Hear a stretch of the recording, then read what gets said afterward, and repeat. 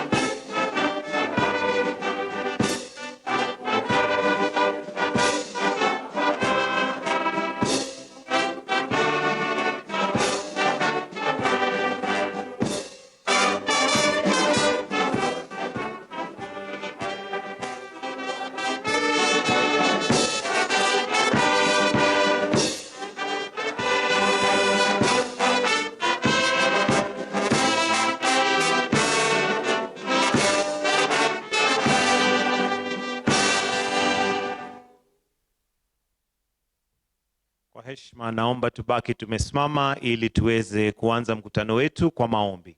Niwakaribishe wale ambao watatuongoza kwa maombi. Karibu.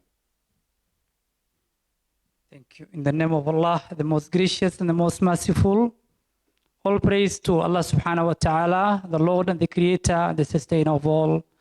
Oh Allah, we ask you to give us guidance, wisdom as we undertake this program. Oh Allah, give us peace and security as we engage in this important occasion. Oh Allah, give our President, Dr. William Ruto, the knowledge, the courage, and the good health as he rectifies and fixes the affairs of our republic. Oh Allah, guide our entire Ministry of Education leadership as they steer us towards the success of this conference. May Allah give mercy and peace to our conference. With that, Subhana rabbika rabbil izzati amma yasifun, wa salamun ala al-mursalin, walhamdulillahi rabbil alamin. Amen. Let us believe and pray. Father, in the mighty name of Jesus Christ, we appreciate you this day for the gift of life, the care, protection, and all provisions, for you are our loving God. I pray for His Excellency of the Republic of Kenya and the entire leadership of the nation. It is our humble prayer to you, God, that you preserve and release your total cover to our leadership, led by His Excellency, the President of the Republic of Kenya, His Excellency Dr. William Samoei Ruto, and all national and county leaders.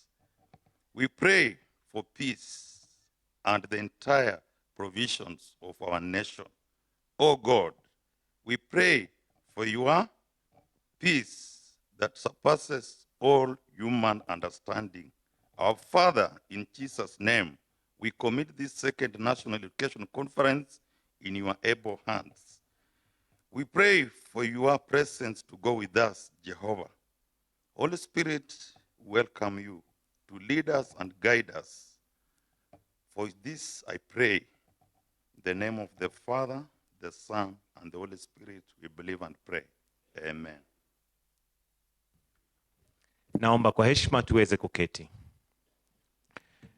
Your Excellency Dr. William Samoei Ruto, President and Commander-in-Chief of the Kenya Defence Forces, the Cabinet Secretary Education, Honorable Julius Migos Ogamba, Principal Secretaries present, Ambassador Bitok and Dr. Inyangala, the Chair Education in the National Assembly, Honorable Julius Meli, Jamlek Muturi, TSC Chair, Vice Chancellors, led by the Chair of the Vice Chancellors Committee, Professor Daniel Mugendi, CEOs present, senior ministry officials, unions represented, educationists, teachers, and all stakeholders in the education space. Your Excellency, with your permission, to start us off, we have a piece of entertainment, a short piece of entertainment by the Ministry of Education Choir, and they're performing a special composition titled Elimu Mfumo Bora. The song highlights milestones in education in Kenya and highlighting the importance of CBE. It encourages everyone to support the new system for a brighter future. Choir, uwanja ni wenu.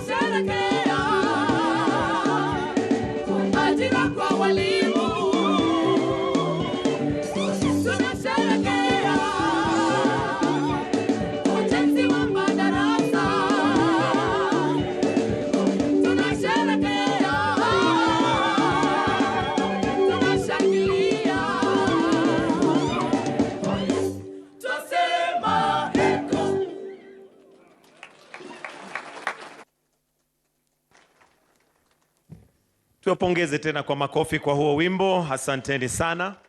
Your Excellency, with your permission to just give some welcoming remarks, allow me to now invite the Principal Secretary, Ministry of Education, State Department of Basic Education, Ambassador Professor Julius Bitok, to give some welcoming remarks, then in turn invite the Waziri. Karibu.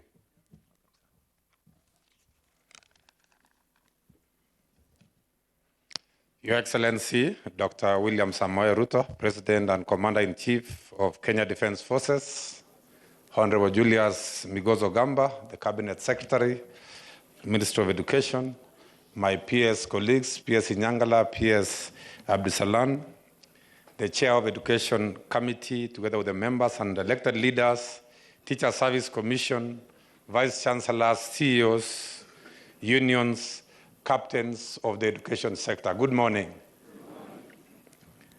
Your Excellency, allow me to begin by thanking you for finding time from your busy schedule to grace this momentous second National Education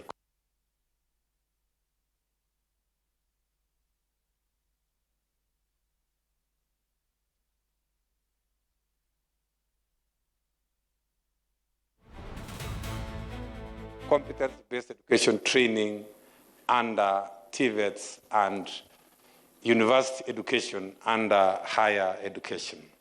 Your Excellency, I want to take this early opportunity to thank you for the massive investment the government has put in education. We want to thank you very much for dedicating a lot of resources to ensure that education is on track. Indeed, in basic education, and I want to say competence-based education is the best education system ever this country has ever gotten.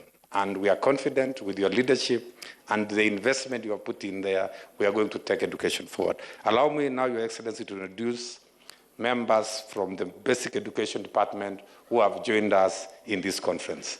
Allow me to request them to stand. Let me start with the team from the headquarters, together with the CEOs. Let's just stand for 1 minute. Members from the headquarters, Jogo House, State Department for Basic Education. Let's put our hands together to warmly welcome them. Thank you very much. We also have field officers, regional directors of education, county directors of education, and sub-county directors of education. Let's stand up kindly for HE to see us. Let's put our hands together to warmly welcome them. Thank you very much. Teacher Service Commission. We have also field officers from Teacher Service Commission, led by the chairman and the acting CEO. Let us request them to stand up. Teacher Service Commission, who managed to come. Let's put our hands together to welcome Teacher Service Commission. We also have our unions. We have NAT, Kenyan National Union of Teachers, led by the Secretary General, Honorable Oyu there. Let's put our hands together to welcome NAT. We also have KUPPET. KUPPET, welcome KUPPET. Let's put our hands together to welcome KUPPET, led by Julius Korir. Let us also appreciate Kesha and Kepsha, our heads of primary and secondary who have come here. Let's put our hands together to appreciate Kepsha and Kesha. We also have sponsors and partners who have been able to join us in this meeting. Let us request them to stand up. Our sponsors, our religious organizations, let us put our hands together to appreciate our partners. Your Excellency, sir, allow me now to invite my PS colleague, Dr. Beatrice, to introduce the TVETs and higher education stakeholders who have joined us. Karibu, PS. Let's put our hands together to welcome PS Beatrice to make the introductions. Karibu, Beatrice. Your Excellency, our President, Dr. William Samoei Ruto, Honorable Julius Migozo Gamba, our CS, Ministry of Education, Professor Julius Bitok, PS Basic, and PS Abdisalan, Honorable Julius Meli, the Chair of Parliamentary Committee on Education, Honorable Liz, the County MP for Nakuru, and Honorable Makilap. Allow me, Your Excellency, to stand on the already established protocols. Your Excellency, I would like to thank you for leading the reforms in higher education and across the whole ecosystem, basic and TVET. You have challenged us, Your Excellency, to think differently, to work differently, so that we can transform the outcomes from the sector. In particular, at the university level, we are working to produce graduates who are more employable graduates with an entrepreneurial spirit. We are working to develop the technologies that will lead us on this road to Singapore. And we already have some very deliberate examples that we will share in due course. Today, the conversation has changed. It is no longer whether the reforms can work. It is about how we can innovate in our different spaces to make this work, to deepen the transformation. And I want to assure you, Your Excellency, that the spirit is collaboration. We are collaborating with private sector across the different sectors of public service, with NGOs and with development partners, and the results will speak for themselves. Your Excellency, at that point, allow me to introduce the stakeholders of the higher education sector. Kindly stand and wave to Your Excellency when I call you.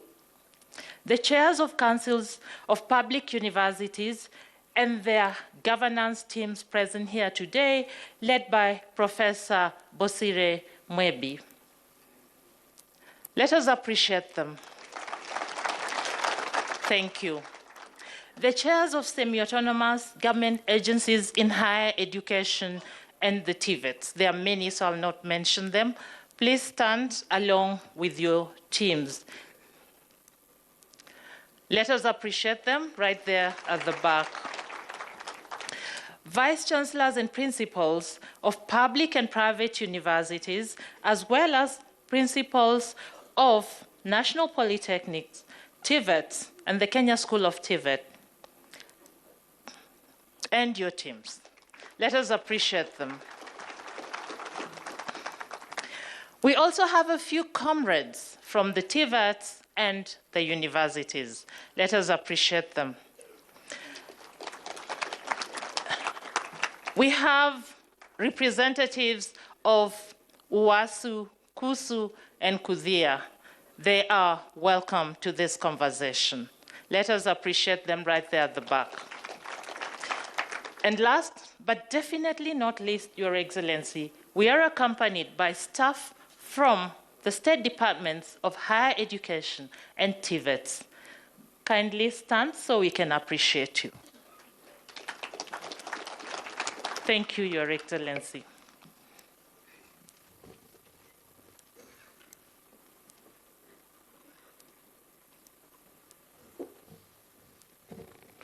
Your Excellency, on behalf of the elected leaders, allow me to introduce the Chair of Education Committee to be able to introduce the leaders present in a minute before I invite the Cabinet Secretary. Karibu Mheshimiwa Julius Meli. Let's put our hands together as we receive Chair Education Committee, and thank you very much from Parliament helping us to get the resources. Thank you so much. Your Excellency, the President of the Republic of Kenya, Honorable William Samoei Ruto, CS Migozo Gamba, Principal Secretary is present, senior government officials present, and all education stakeholders. Good morning. First and foremost, Your Excellency, let me thank you for being educationist number one. In what sense? That this conference is the second time we are doing it this time, because it is the time when we listen to the stakeholders and bring the society and the needs as per what they have brought before us. I have come before this conference to this morning, but more importantly, to know that National Education Conference is a conference accepted by our Constitution. This is a stakeholders meeting where we share ideas, where we sit together, talk to one another, and make education what we need. Education is the pulse of the society. So I've come with my colleague members of parliament. We'll be sitting here. We'll listen to you. We'll want to know how much costings you put into basic education, more so competency education in primary, all the way to the university.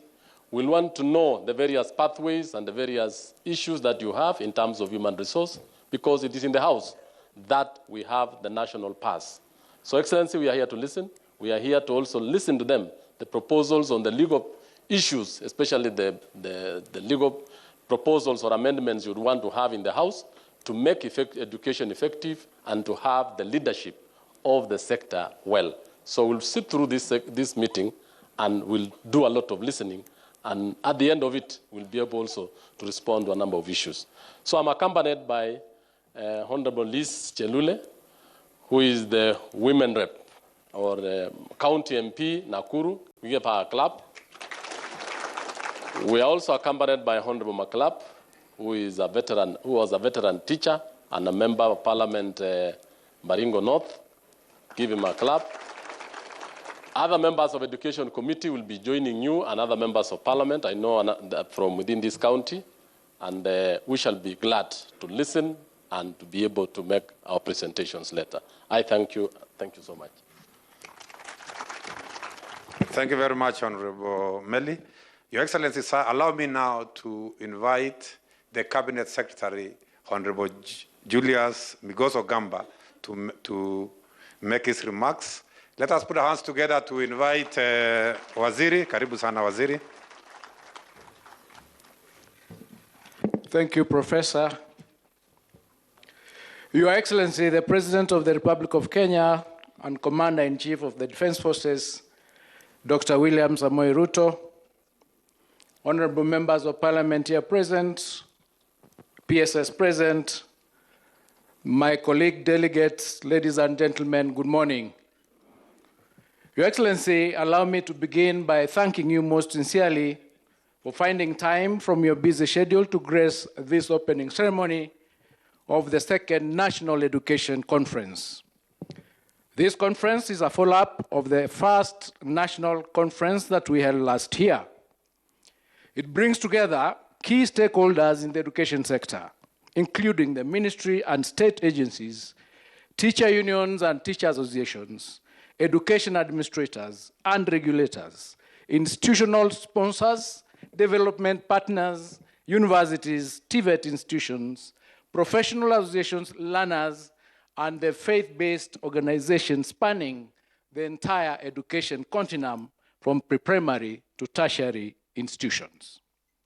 This forum, Your Excellency, will review the progress that we made, especially in the rollout of the competency-based education, whose first cohort is now successfully settled in grade 10. It will also examine the many transformative reforms that we are implementing to ensure that our education system remains fit for purpose.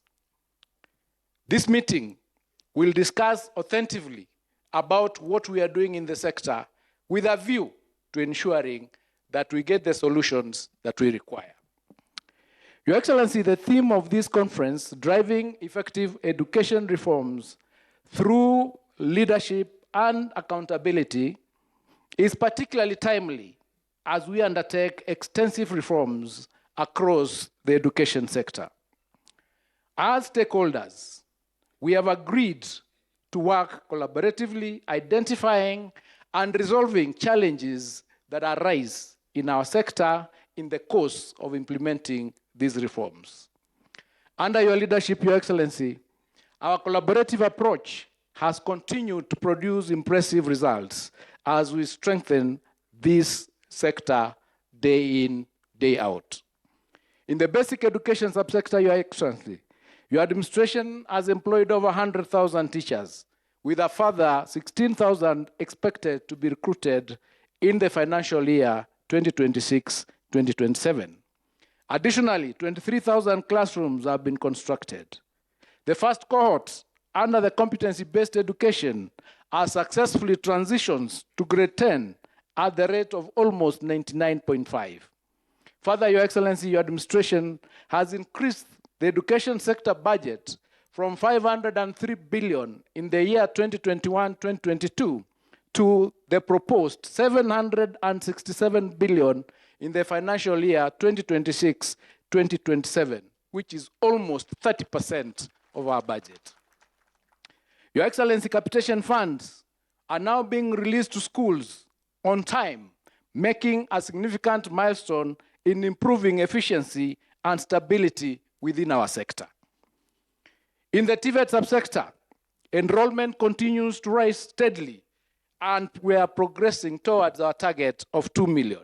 We are currently at almost 800,000, having moved from 297,000 in the year 2022 when this administration took office.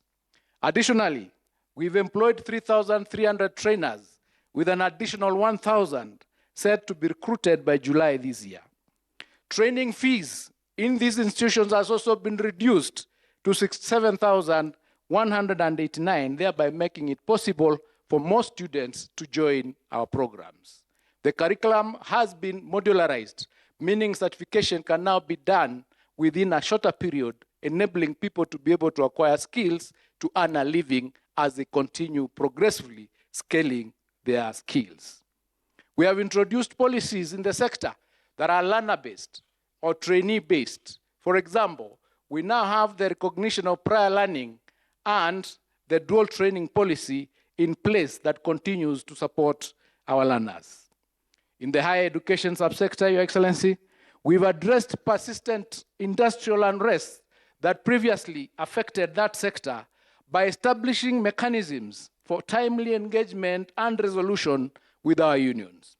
The means testing instrument has significantly improved, while tuition fees in higher education has also been reduced by between 15 to 40%, thereby making education in the higher subsector more accessible and more affordable. Our institutions and universities, Your Excellency, are also preparing adequately to receive their first cohort of the CBE learners in 2029. And part of the discussions here today will be how is that going to be undertaken. Your Excellency, leadership and accountability remain the twin pillars of transformation in our education sector. Teacher union associations, education officers, quality assurance officers are working complementarily together to ensure that we receive the responsibilities or we are able to get solutions together. Our collective leadership must therefore remain clear, collaborative, and responsive, and accountable. To all delegates here present, I urge you to engage openly and honestly. Be authentic in your discussions so that together we can develop a practical and sustainable solution basis for the advancement of our education sector. In conclusion, Your Excellency, allow me to once again thank you for the immense support that you continue to provide in the education sector. On behalf of the entire sector, I assure you that we will remain steadfast and committed to ensuring that investments made in this sector yield the desired outcomes in our learners and in our institutions together in our nation. Ladies and gentlemen, it is now my distinct honor and privilege to invite His Excellency the President to deliver his remarks. Please be upstanding as we welcome His Excellency. Asanteni sana, Mungu awabariki.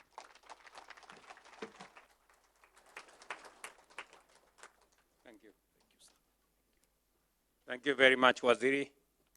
Please, another round of applause for Waziri.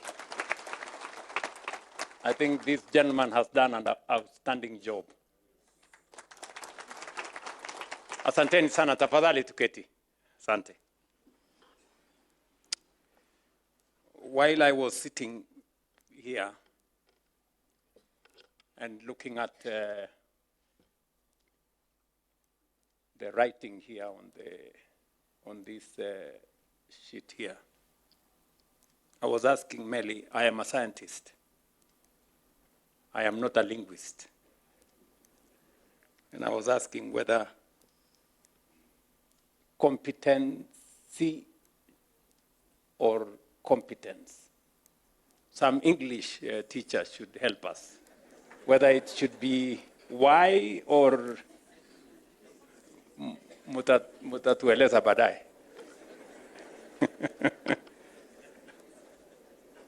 Distinguished guests, ladies and gentlemen, the conversation at this second National Education Conference is of such profound significance to the future of our country that it demands our full, collective, and undivided attention.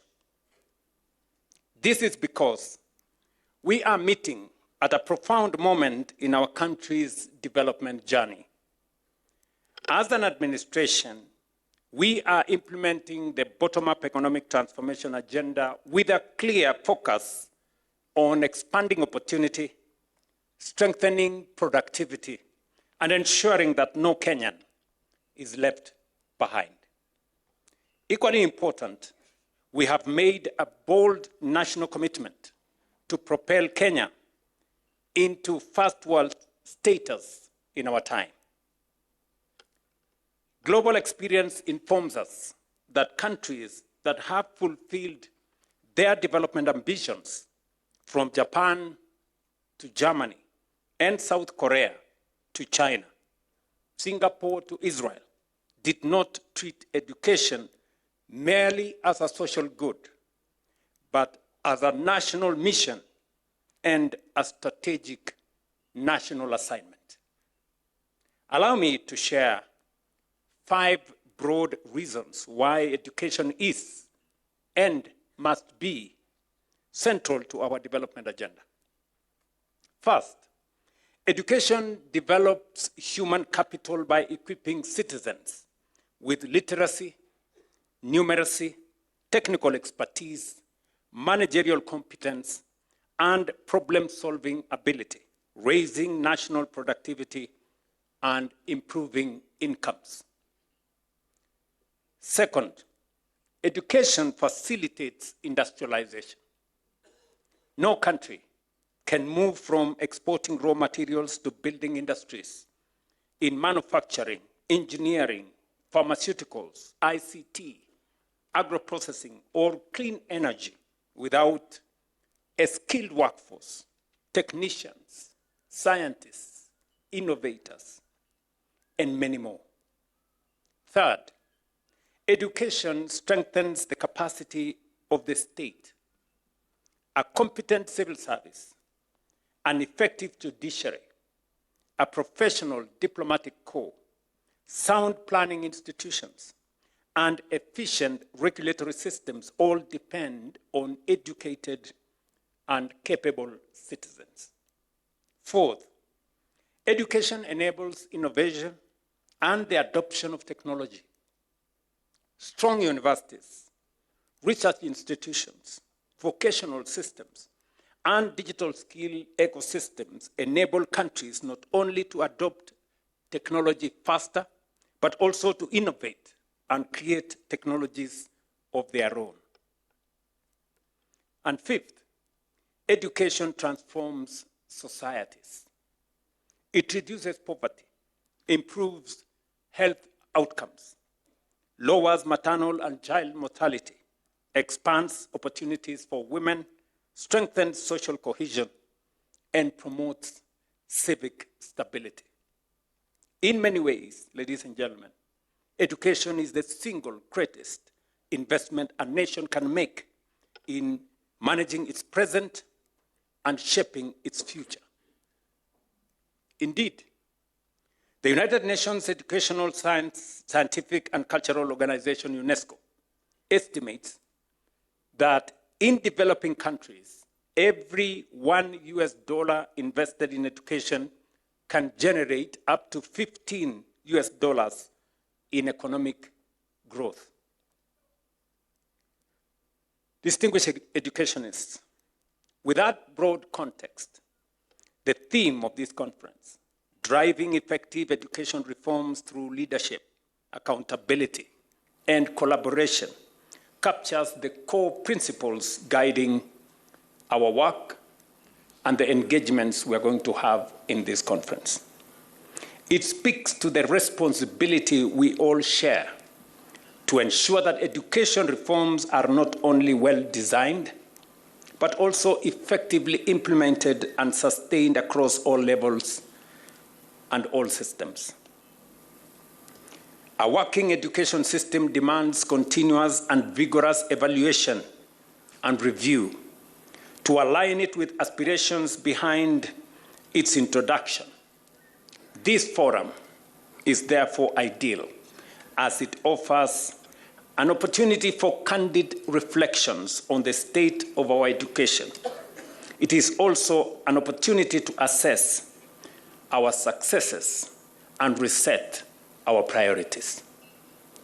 And congratulations, Waziri and your team, for putting this forum together.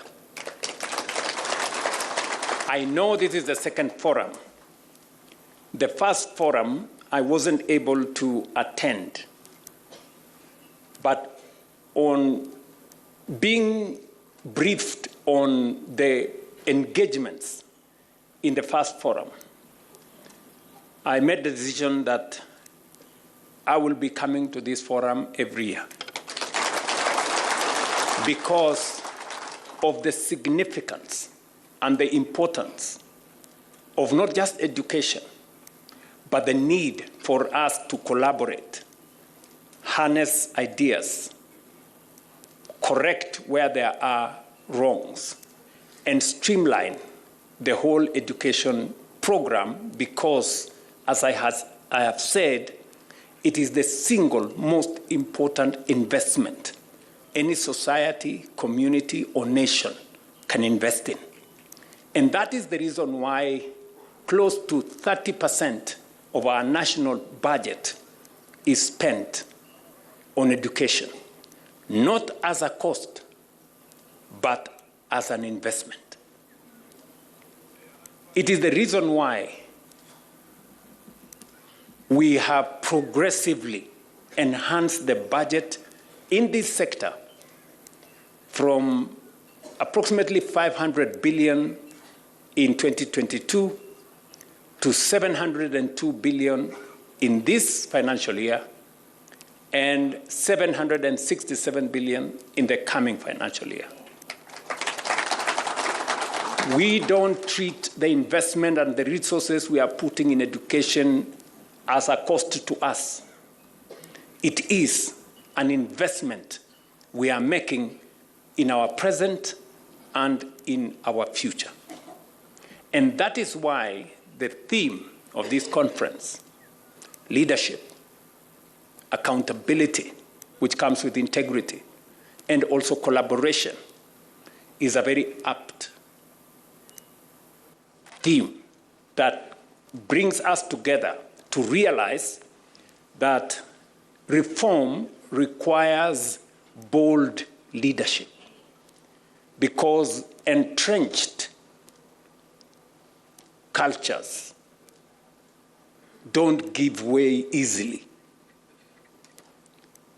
So we have to be courageous and bold to be able to implement the reforms that will align our education with the needs of the present and with the aspirations of the future.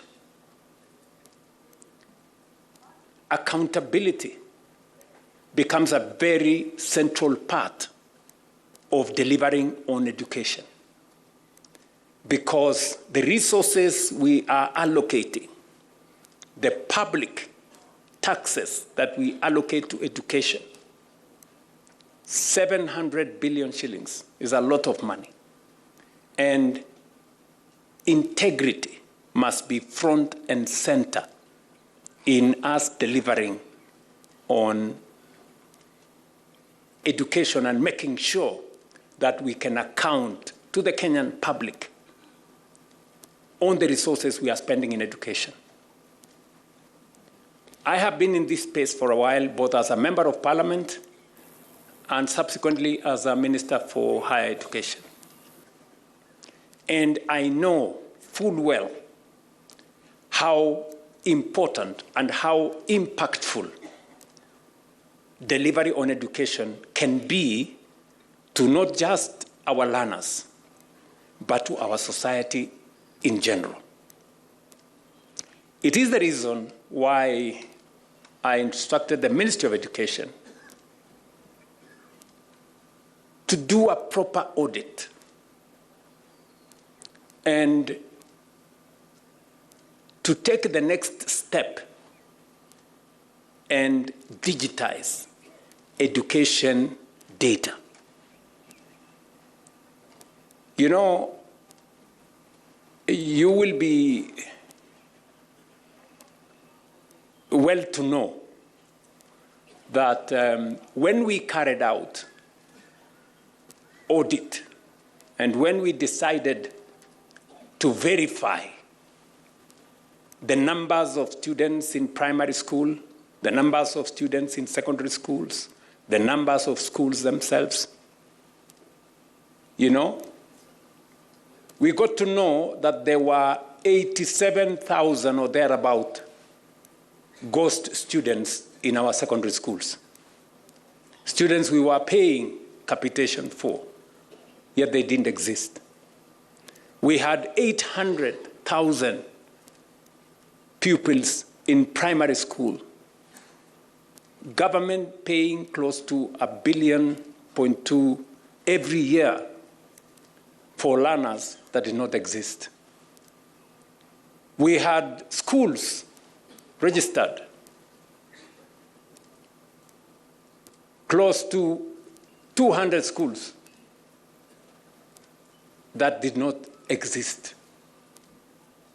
We are asking some very difficult questions to some of our head teachers and to some of our leaders in education at the county level.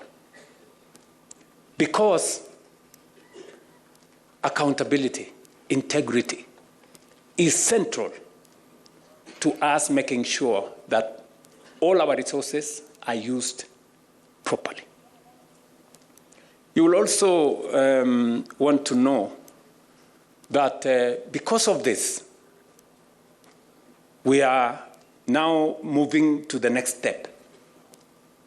And I have instructed the Ministry of Education that in the next 2 months, we're going to be working with CONSA Technopolis to make sure that we digitize all the education details of every learner, every school, teachers, bursaries, and everything else, so that we can make sure that through technology, deployment of technology, using digital data, we can easily check on whether we have the right number of students, whether we have the right number of teachers, where we have gaps, and what we need to do. And progressively, we have seen what technology has done. I will give you an example. We had very big difficulties with agriculture. We decided that we are going to digitize all our farmers. We are going to collect data on all our farmers. We had tried it before. For a very long time, almost 10, 15 years, we only registered 300,000 farmers. But we did a national exercise, rolled out a whole of government approach. Today, we have 7.2 million registered farmers. We know how many sugarcane farmers, how many coffee farmers, how many tea farmers, how many growers of wheat, how many growers of maize. Today, for you to buy fertilizer, you have to bring a digital voucher because we allocate every farmer, because we know farmer X has 5 acres. He cannot come and claim fertilizer for 20 acres because he doesn't have 20 acres. So the system automatically knows and allocates fertilizer on account of the acreage of farmers. We have dealt with huge cartels that were big problems to us because we digitized data.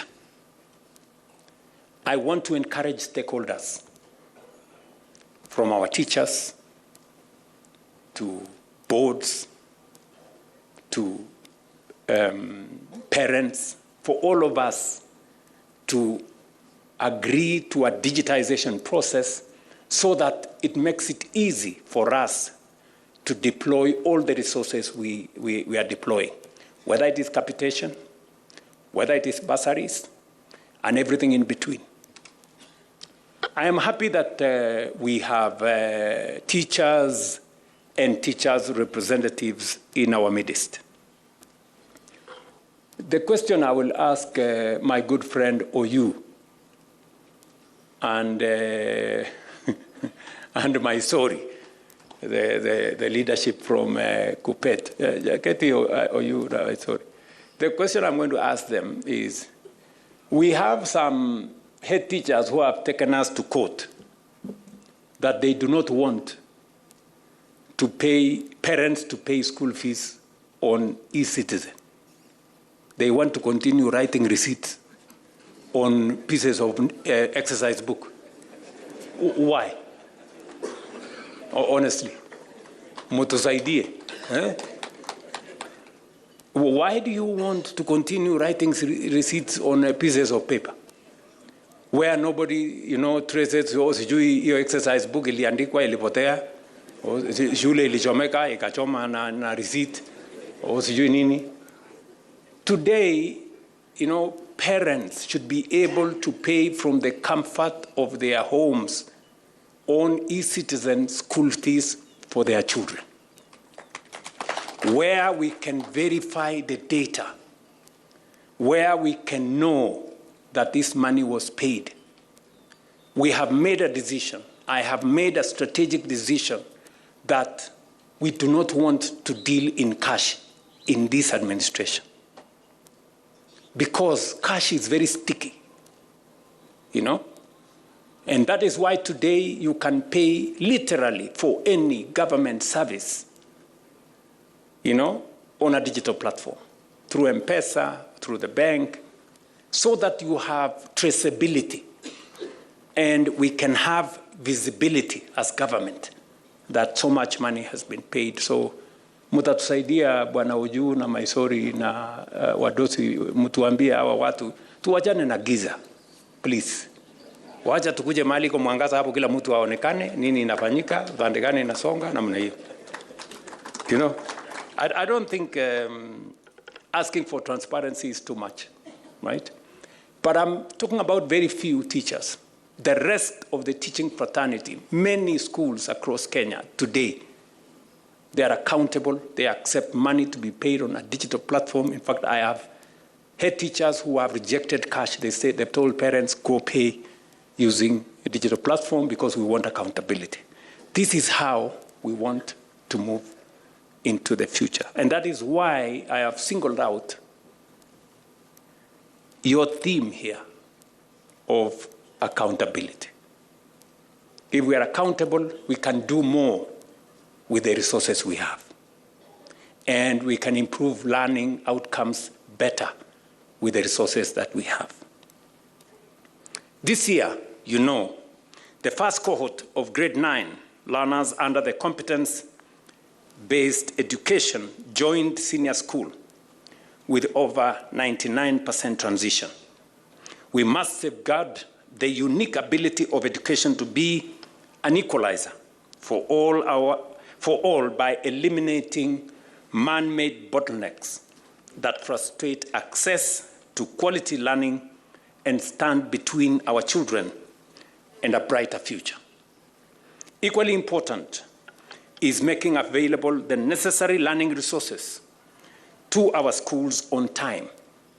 Beginning this year, we have ensured that capitation funds are dispersed to public schools before the opening date. We are also accelerating the expansion of classrooms, laboratories, and other learning facilities to cope with the growing number of learners and the demand by the CBE curriculum. These reforms are reshaping our classrooms into spaces that nurture creativity, build practical skills, and prepare learners for real-life challenges. They are laying the foundation for a generation that is not only knowledgeable, but also innovative, adaptable, and capable of providing needed solutions.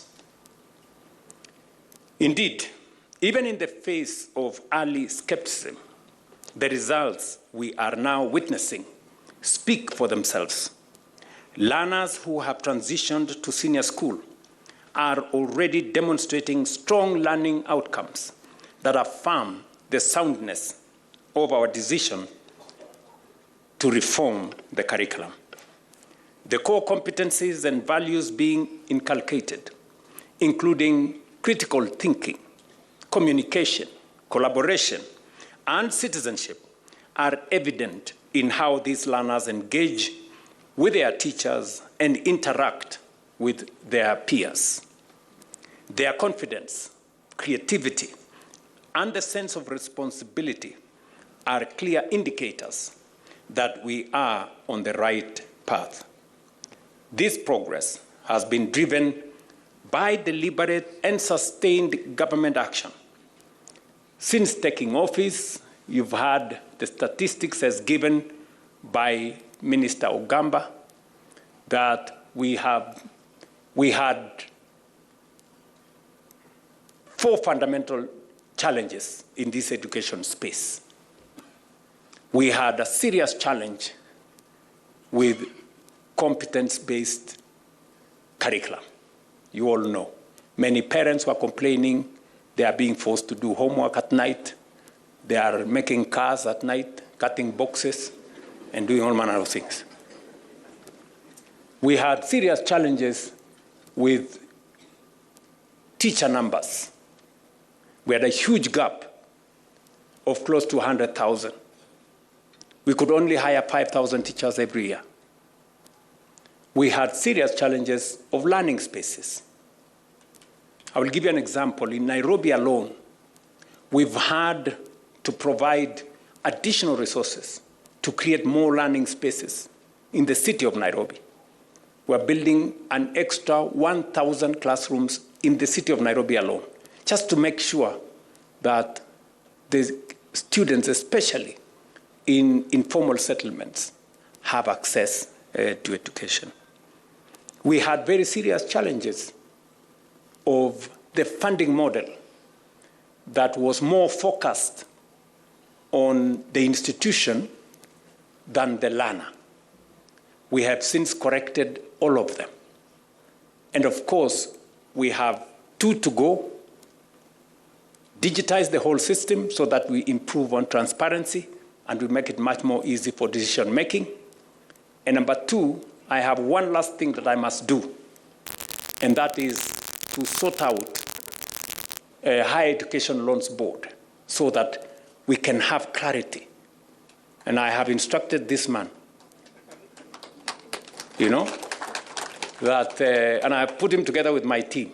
I've given them some assignments that we must finally end up with a predictable, you can sit down, Monari, with a predictable resources.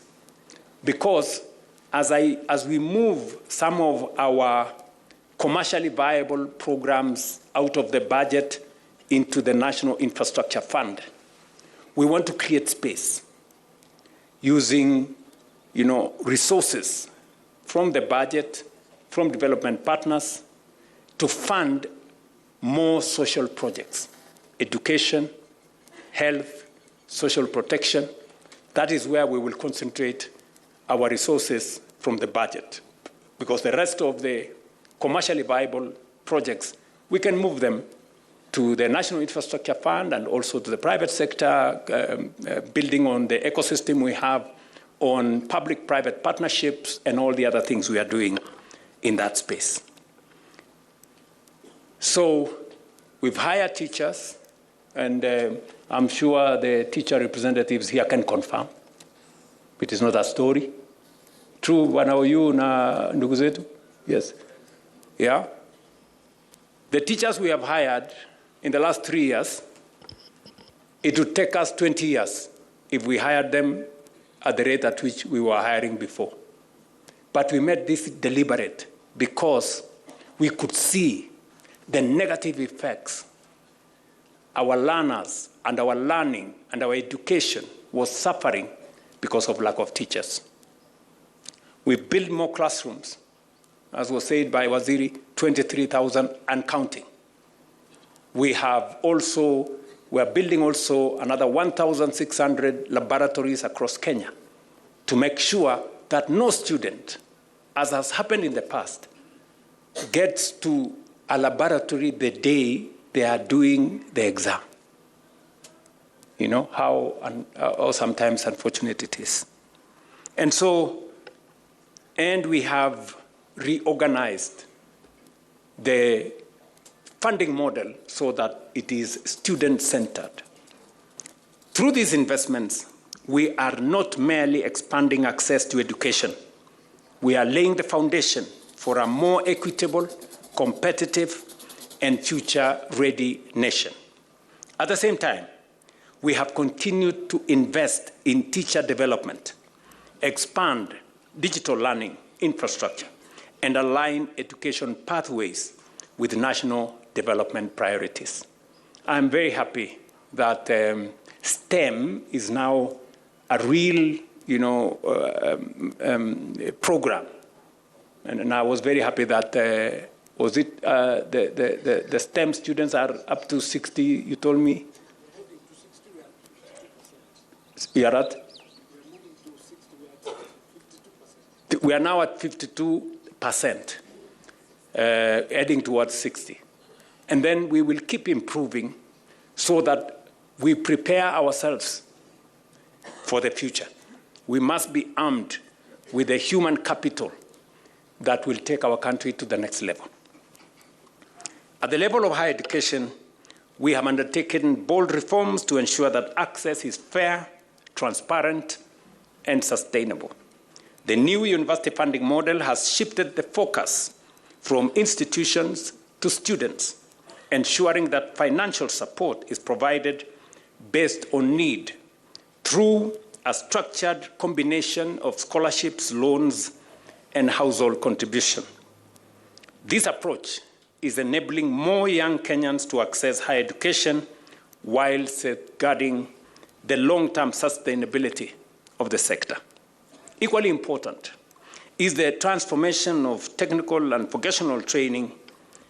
We have positioned TVET as a critical central pillar of our economic agenda by expanding institutions, strengthening competence-based training, and deepening collaboration with industry. Through these efforts, we are ensuring that young people acquire relevant skills that lead to employment, entrepreneurship, and productivity, thereby directly contributing to national growth. I did inform Migosi and team at the Ministry of Education that technical education, and I had very serious challenges when I was Minister for Higher Education at some point on getting technical education to come to the center of our education and education outcomes. Because there was a notion built over time that the students who go to Tibet are the students who are not very good. And that was very wrong. And that is why we have changed the perception. I am very happy that today learners choose where to go on the basis of where they see themselves into the future.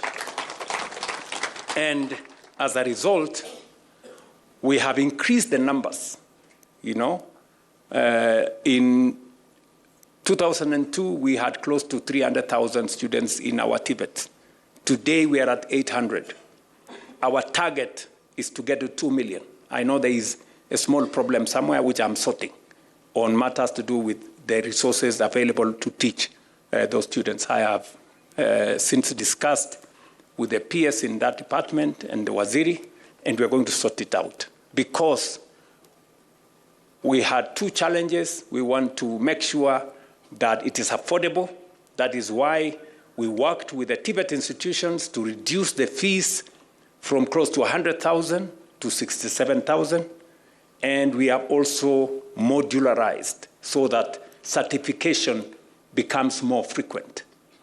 And you can get in and go out as you get more skills. So that is now working very well with a bit of challenges, but we are sorting it out because we want to make sure that we have more people equipped with technical skills. We've run into some headwinds, for example, with our housing program. You know, we need more plumbers, we need more electricians, we need more people who understand masonry, and we've had to resort to people who have learned on the job. And that is why we have also expanded the certification through recognition of prior learning, so that people who have learned the skill, who have the skill, they have a shorter runway in making sure that they get certification. The success of these reforms depend on the strength of our leadership, the integrity of our systems, and the effectiveness of our collaboration. Leadership must be exercised at every level of our education system with a clear focus on delivery and on results. Accountability must guide the utilization of resources and the implementation of programs, ensuring that every investment translates into improved learning outcomes. Collaboration must bring together government, educators, communities, and partners in a shared effort to transform education. And that is why this forum is very significant and very consequential. It brings all of us together so that we can listen to one another, sample the ideas that we have, improve on what is not working, change what is not working, improve on what is working, and tap into better ideas on how to take this forward. We all agree that this is a space that is evolving because society is evolving. There were courses that were not part of us a few years ago that now must be central to how we move forward. And therefore, we cannot afford to stay static when the needs of society, when the needs of industry are changing. That's why this collaboration, the coming together of stakeholders, sponsors of schools, whether religious organizations or private sector organizations, the public schools, and everybody in between must be part of this conversation. And we must admit that we allow ourselves for a good idea to give way to a better one so that we can improve the space around learning in our society. I have also stated that as we go forward, we are going to put more resources in science, research, innovation, and technology. Because I strongly believe that no society can grow or develop beyond its capacity to think. You know? And we must allow ourselves to, get the best minds to think for us to innovate, to research so that we can improve on the knowledge that we have, we can create new knowledge, and we can use knowledge to drive our development. This conference, therefore, ladies and gentlemen, provides an important opportunity to consolidate the progress we have made, align our efforts, and strengthen the implementation of reforms across the country. It is a platform not for finger pointing, not for accusing one person against another. It is a forum for us to think together and to work together. The common good of education is at the center of this. It is a platform to generate solutions, share experiences, and reaffirm our collective commitment to delivering an education system that works for every learner and for our nation. I am truly proud to be part of this conversation here in Naivasha. Asante sana. I thank you, and I look forward to some more engagement as we go forward. Asante sana.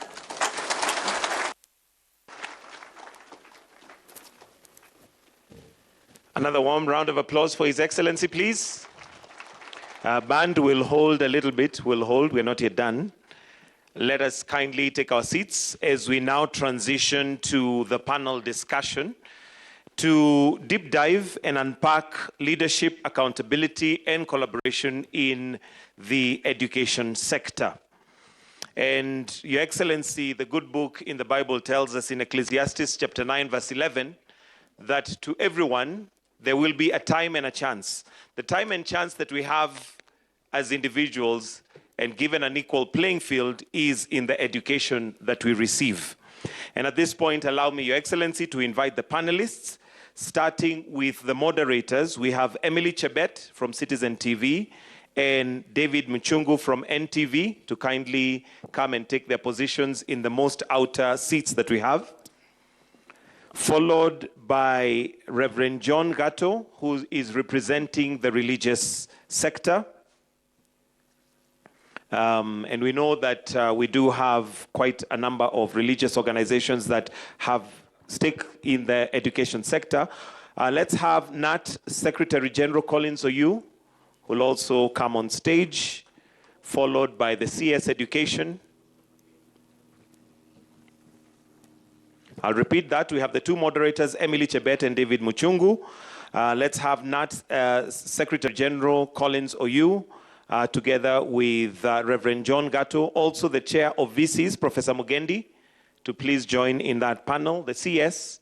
And finally, we'll have His Excellency, the President, joining us. Do we have all? Chair of VCs, Professor Mugendi. Then finally, His Excellency, the President.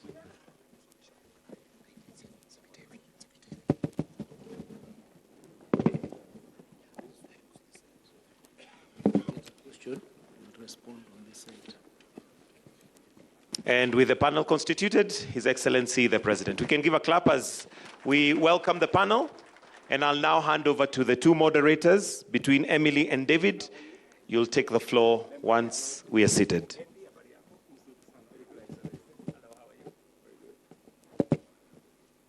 We can take our seats. Over to you. Your Excellency, the President of the Republic of Kenya, and all protocols observed. Good afternoon. It's already afternoon, right? Yeah, so thank you so much for this opportunity, and we welcome you to this very interactive session where we want to go deep and understand what really is happening in our education sector. So just to go straight into it, first of all, we want to understand why this is important to the government, and I would want to start with the Excellency, the President. But I think for us to actually get to it everybody else, why are we here today? So that we can get into it, and then a few rounds of questions from myself and my fellow panelists to go ahead. So, Mr. President, it is 10 years into the competency-based education. You said competence-based, but I also agree that competency with a hyphen is correct. I am not also a linguistic, but that could be correct. It is 10 years into it. What is the government really can say is proud of 10 years into it? Is that question to me? Yes. Great. Now, let me say this. Having been Minister for Higher Education at some point in my career, it was not lost on me how central education was to the development of a nation, and how education could influence all the other sectors of society. Why are we here? We are here because education is the single most important investment any society or nation can roll out. It's the single most important investment. The development of our human capital is the single most important to a nation.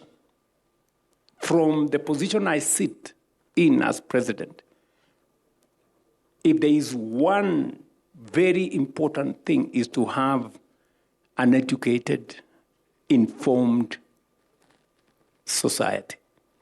Number two, we are investing close to 700 billion, 28% of our budget. If education was not important, we wouldn't be investing that amount of money. And number three, we have close to, how many million learners, Waziri? 11 million learners, our children, in this space. And therefore, the coming together of these stakeholders, sponsors of schools, managers of schools, education leaders, government, to bring together our ideas, as I said, to refine what is working, to change what is not working, to improve, and to uptake new ideas, is a very central part of the development of education.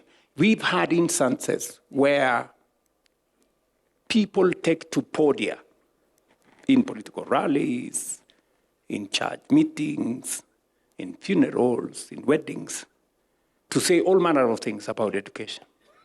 This forum here gives us an opportunity not to talk at each other, but to talk together, to talk to each other and find solutions on how we go forward together. So that is why I think this forum is very important and significant. And let me just jump in before you put down your microphone, Your Excellency, is that the reason I'm asking why we are here is because there's a feeling that sometimes government is speaking to itself. Because the reality sometimes in the ground, let's talk about transition of grade 10 learners. You just talk about 99 point something %. But when you look at it, until yesterday, we can still see some learners who are still stuck at home. So do we have mechanisms where the government is actually getting the real data, say from the village elder to the sub-county director, and everybody else, so that we cannot be sitting and maybe just talking to ourselves in this room? Precisely the point. That's why we have this meeting.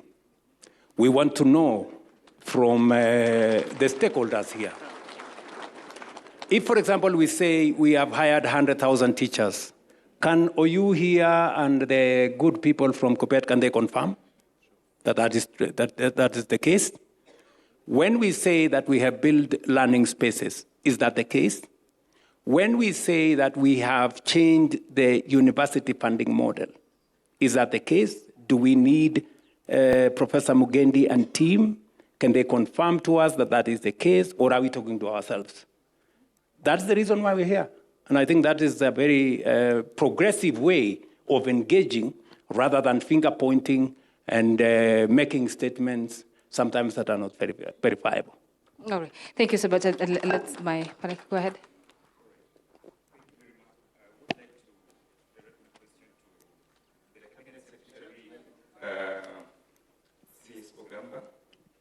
When the CBE, or CBC as it was previously referred to as, when it was being introduced, it was benchmarked with curricula in countries like Canada, Singapore, Finland, and the like. Are we on track in the way we're implementing CBE to match those countries so that we may get to their development levels?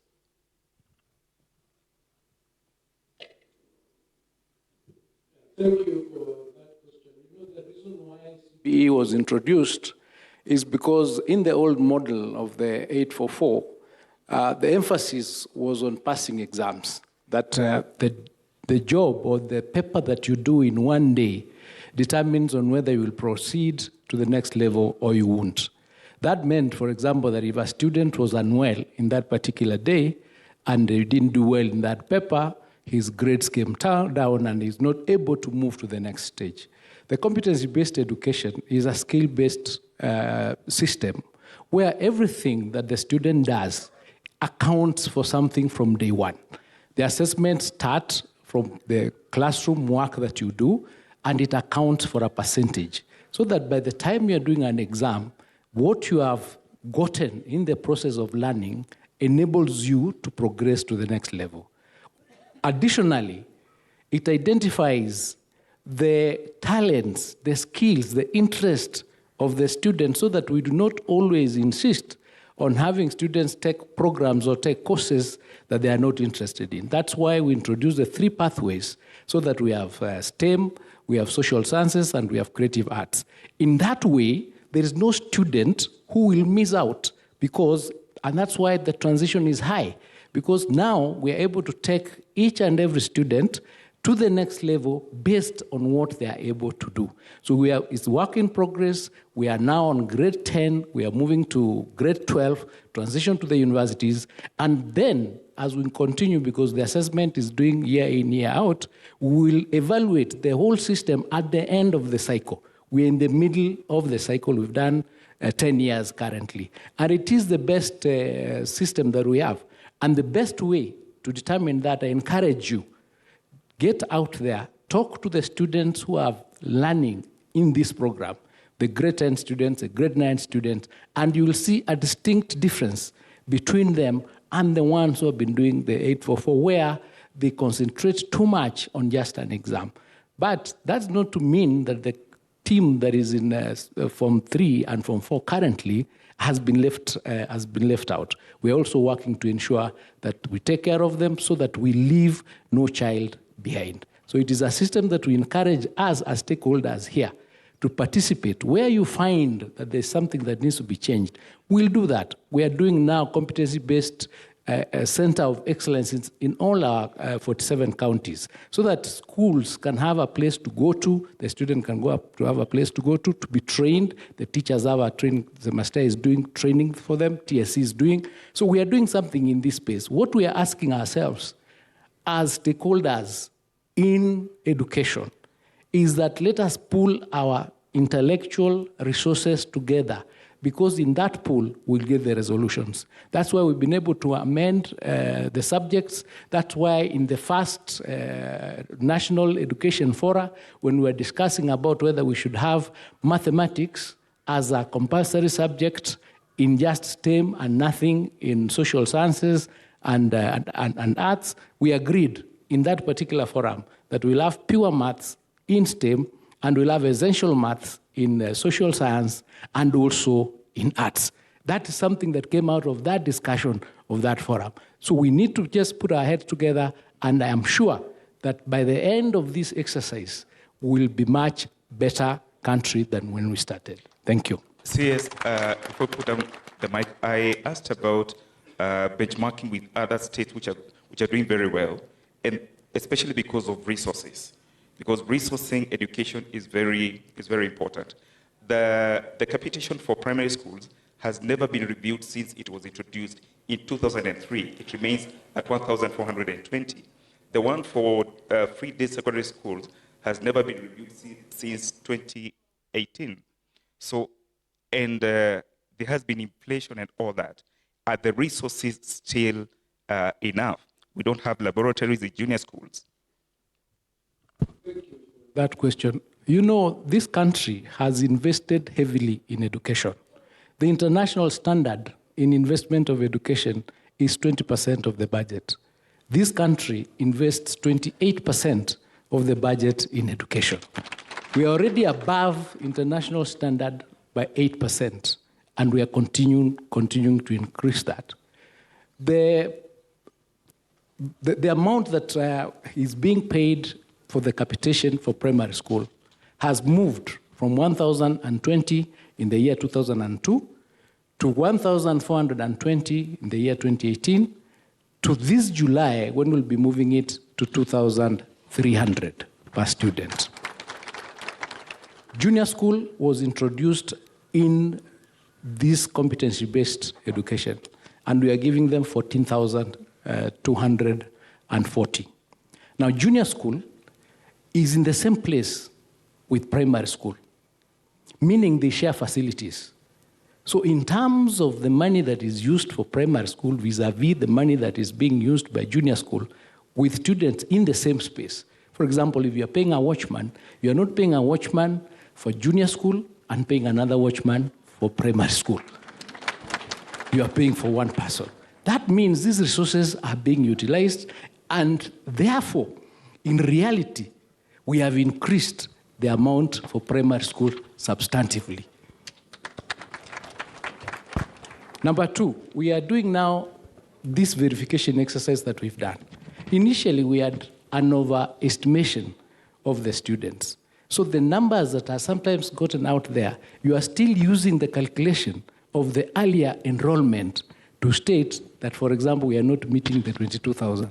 The numbers have come down because there was an increment, an over-exaggeration of the numbers that we had. And that's why His Excellency is saying, we digitize, we get to know exactly how many students do we have, how many teachers do we have, how many primary schools do we have, how many secondary schools do we have. And within those resources, with accountability and prudent use of the resources that we receive, we will be able to ensure that our students have the necessary infrastructure, the necessary human capital to keep them moving in that direction.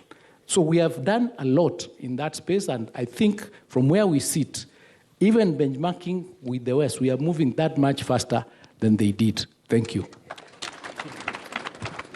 Maybe just to add just one or two things to what Waziri has said, especially to your question as to the countries we benchmarked with. You know, there's a very progressive question. Of course, we benchmarked with different countries, and there are aspects we emphasized from one country to another. And then also we customized for the Kenyan situation, because it's not exactly what those other countries are. There are differences. So we have customized for our own space. But I sat where my good friend Julius sat once, and I will give you my personal experience. When we were reforming, you know, the Tibet sector, we took into account, for example, that the system that was there, because many people ask questions about the competence-based learning. I am a very solid believer in CBE, very solid, from experience. Why do I say that? I say that because when we were reforming the Tibet space, we used to have so many failures. You know, a mason fails the exam not because they don't have the masonry skill. It is because they failed English. So we asked ourselves, why are you forcing this mason to pass English when his skill is masonry? You know?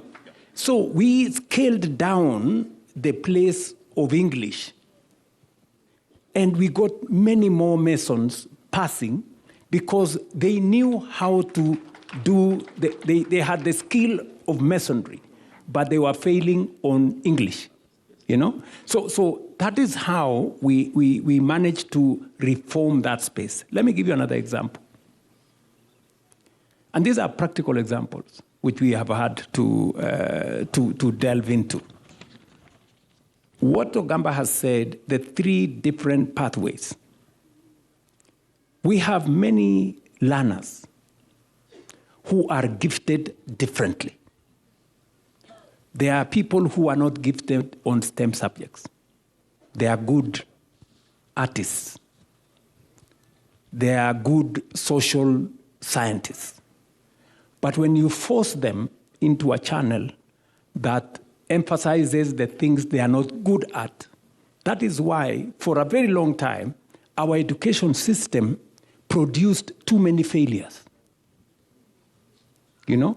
Because we were failing our learners on areas that they were not good at, so that even the areas they were good at were undermined by the areas they were not good at. That's why having 3 pathways gives all our children equal opportunity to pass on the areas they are good at.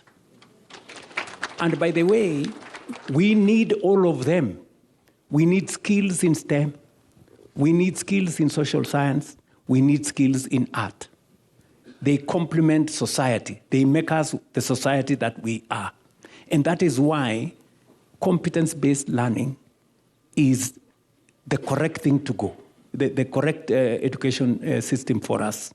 Let me conclude by saying that, and it's good for us to speak, a bit of experience, because we've been in this space for a while, really helps. And I'm sure the teachers who are here will know that. There was a very big focus on passing a single exam. A single exam determined whether you were a failure or you passed. And that is why exams became a life and death issue. That is why exams were so militarized. There were policemen everywhere, intimidating children, making the whole place, tense, and even affecting the outcome of learning itself. That's why competence learning builds on the learning experience and the learning curve of the student. Every stage accounts for the final exam, so that the final exam becomes important, but what you have gone through is equally important. So that is why I am a very strong advocate for competence-based learning.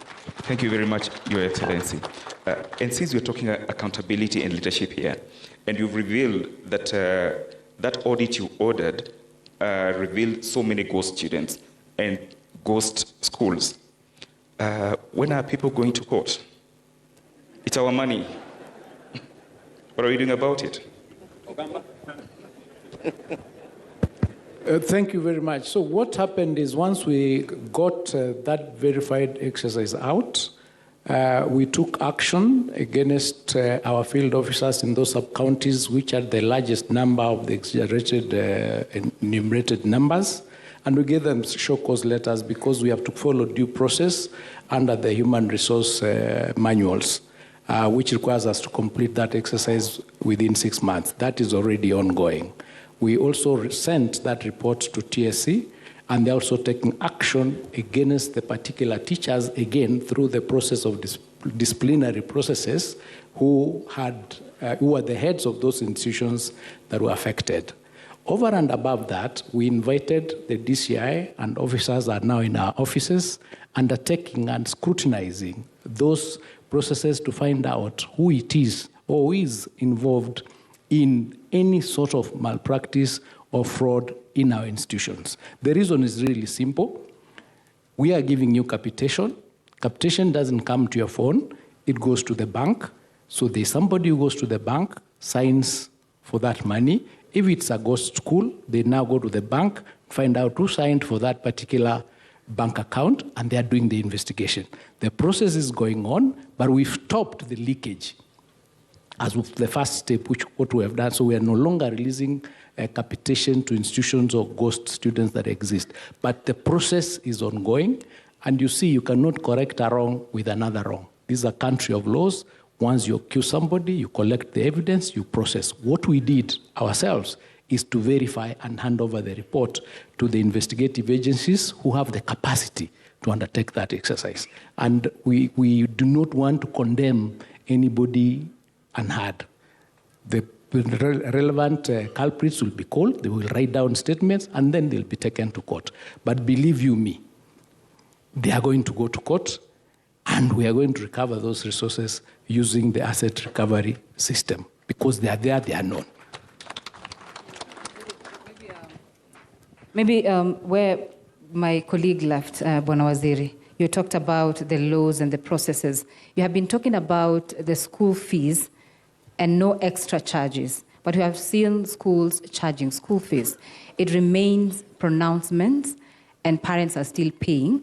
So what is being done? And what are these channels that actually a parent can use, either not to pay that fee because it is illegal, or the actions taken against those principals? And also the question would, maybe the important thing to clarify is that, is it that the principals find the money that the government is giving too little to use, hence their need to charge extra?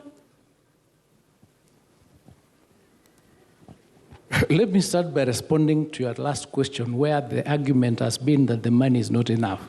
For example, in boarding schools, we charge the circular, the government-approved fee is 53,000. Now, 53,000 is for boarding facilities, food, and other things. Government is paying for infrastructure. Government is paying for the teachers. Government is paying for the books. Government is paying for all these other things.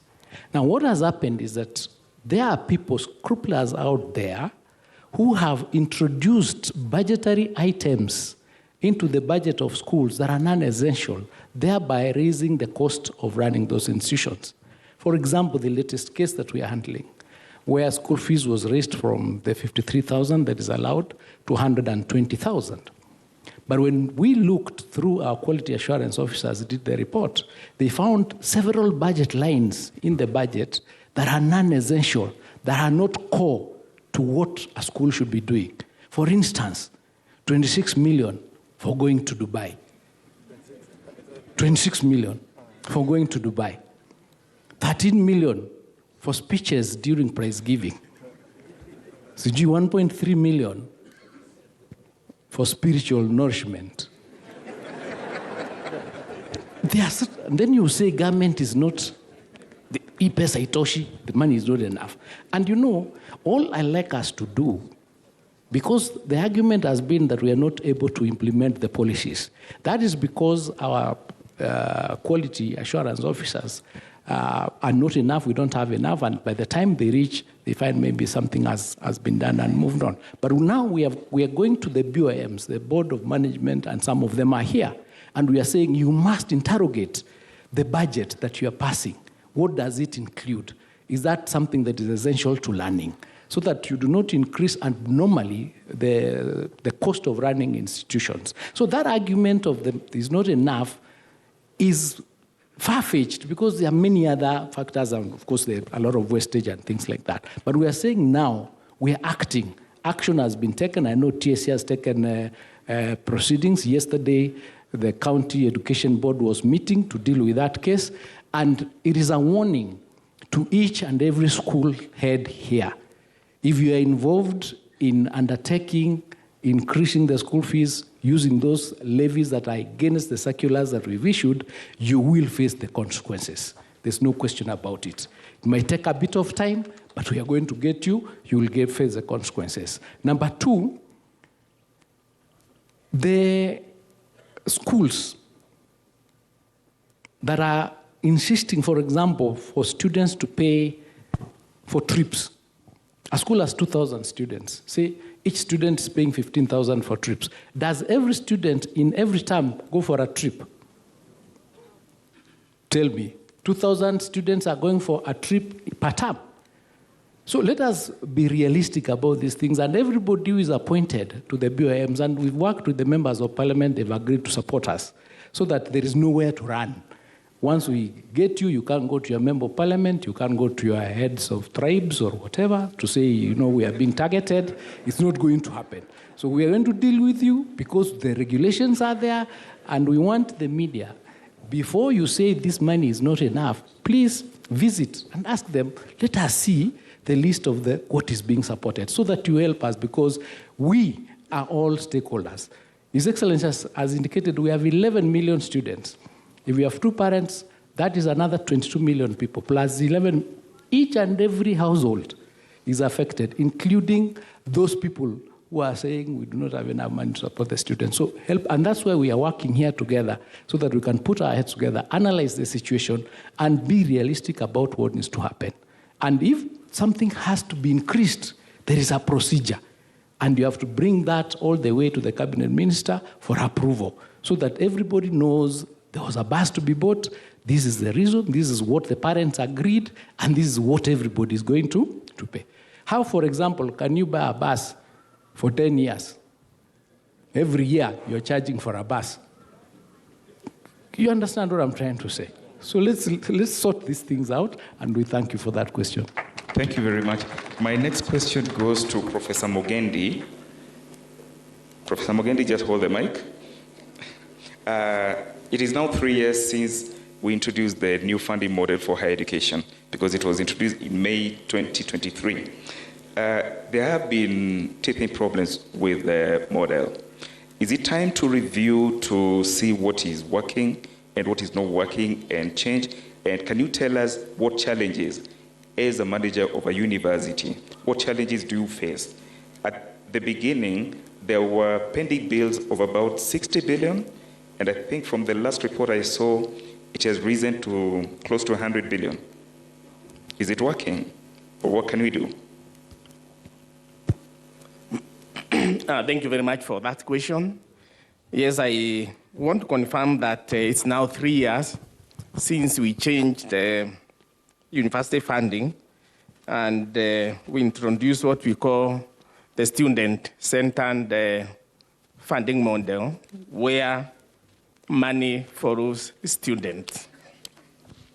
And indeed, for us at the universities, we found this model to be excellent, and indeed a model that was able to target and ensure that we are funding students that are most needy. Before that, the way the government was funding universities was an open blanket, whereby everybody was being funded at the same level, even students who did not need really to be funded. But this model is able to identify the most needy students through the MTI, or the mean testing instrument, so that then funding is targeted such that the most needy are the ones that are supported the most. And I want to say, when we introduced this model in July of 2023, 2023-2024 was an excellent year, because all the students were funded fully. The household component that the student was supposed to pay, that went to the household. There was a bit of an issue there, but by and large, what each household was supposed to pay, they paid. Then the scholarships, that was a government component.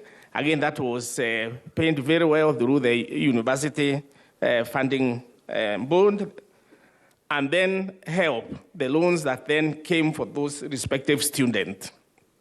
And that happened. And I want to confirm that either two, yes, we and that accumulated accumulated bills that were owned by the university to the universities, amounting to about 8 billion or thereabout. And indeed, by June of 2023, we and 23 of our 38 universities then being technically insolvent.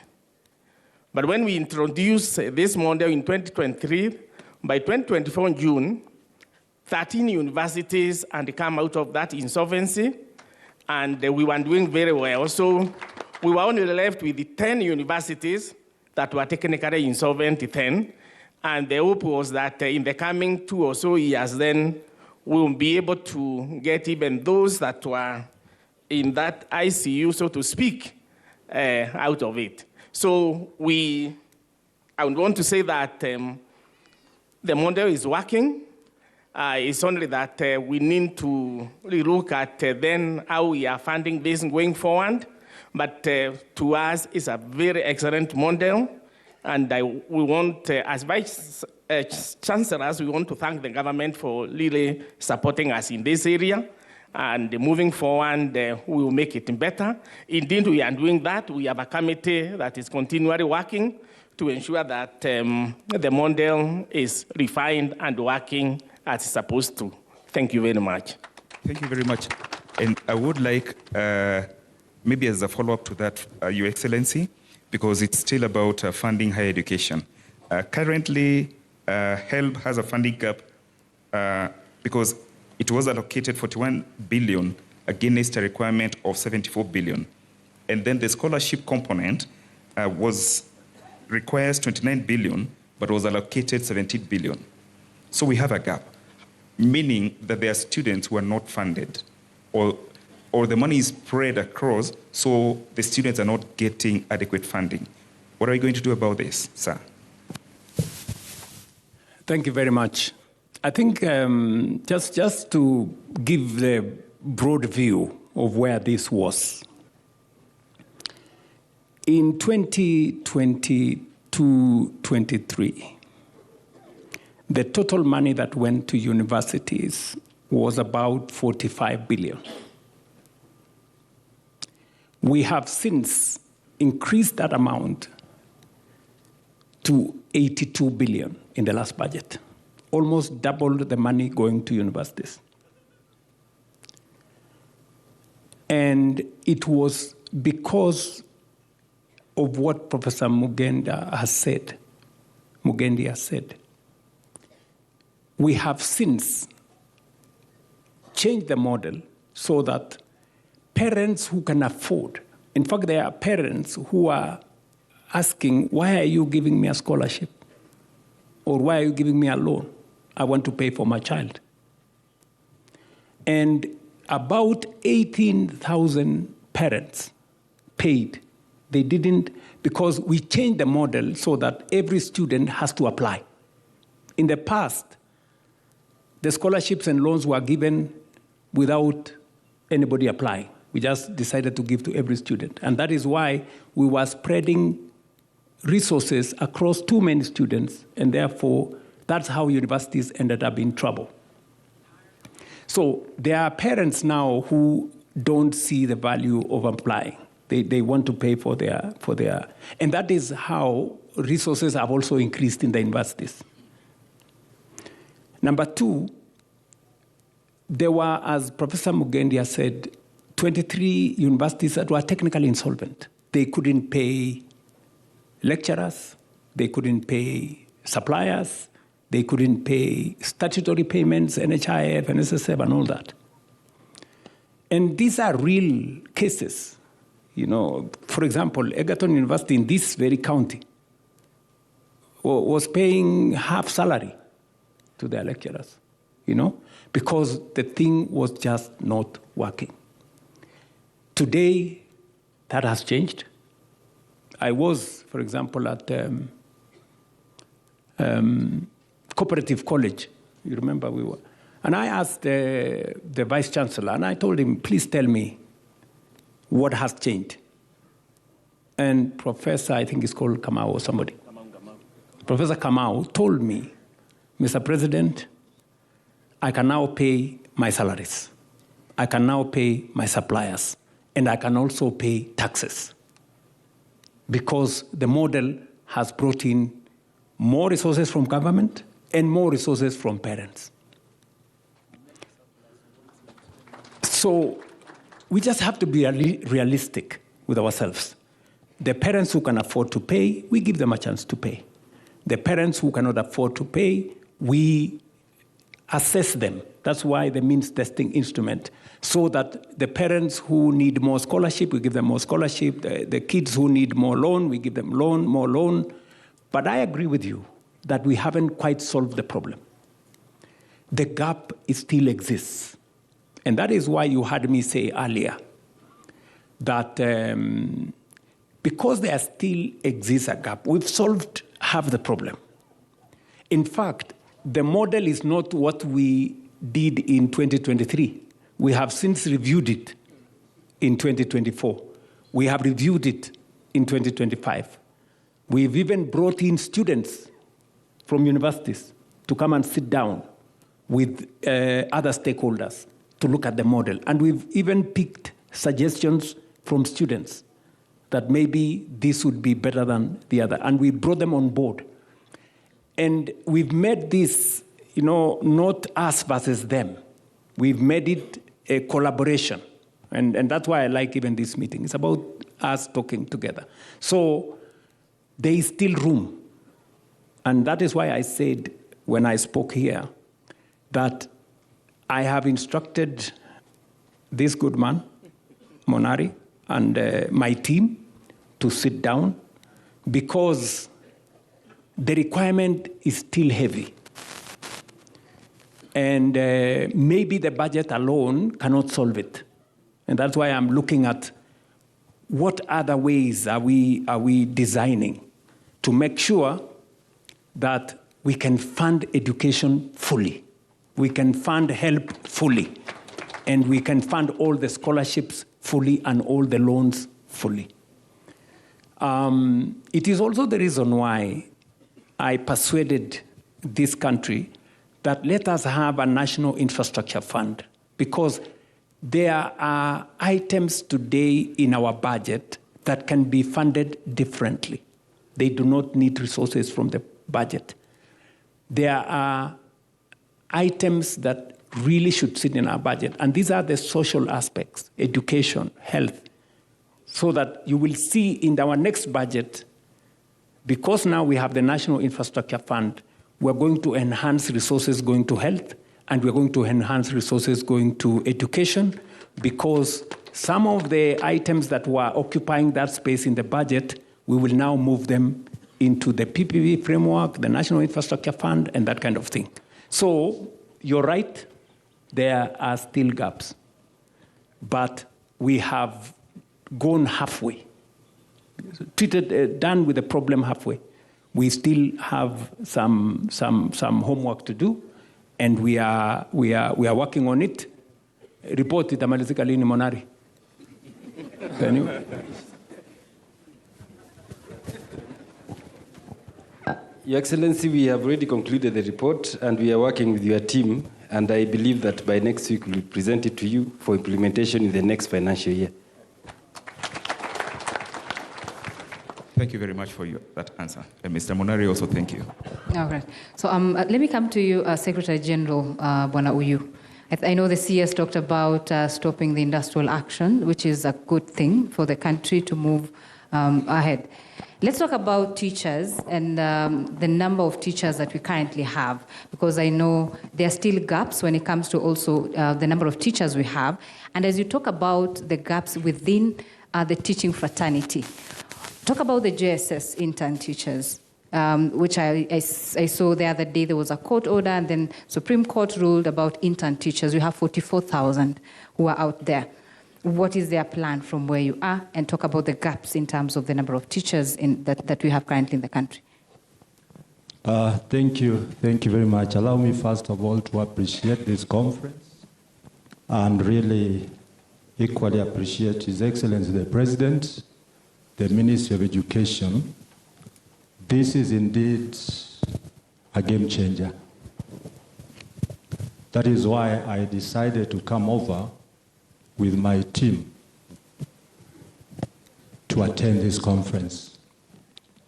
One thing, when you ask me about industrial action, that is not why I'm employed.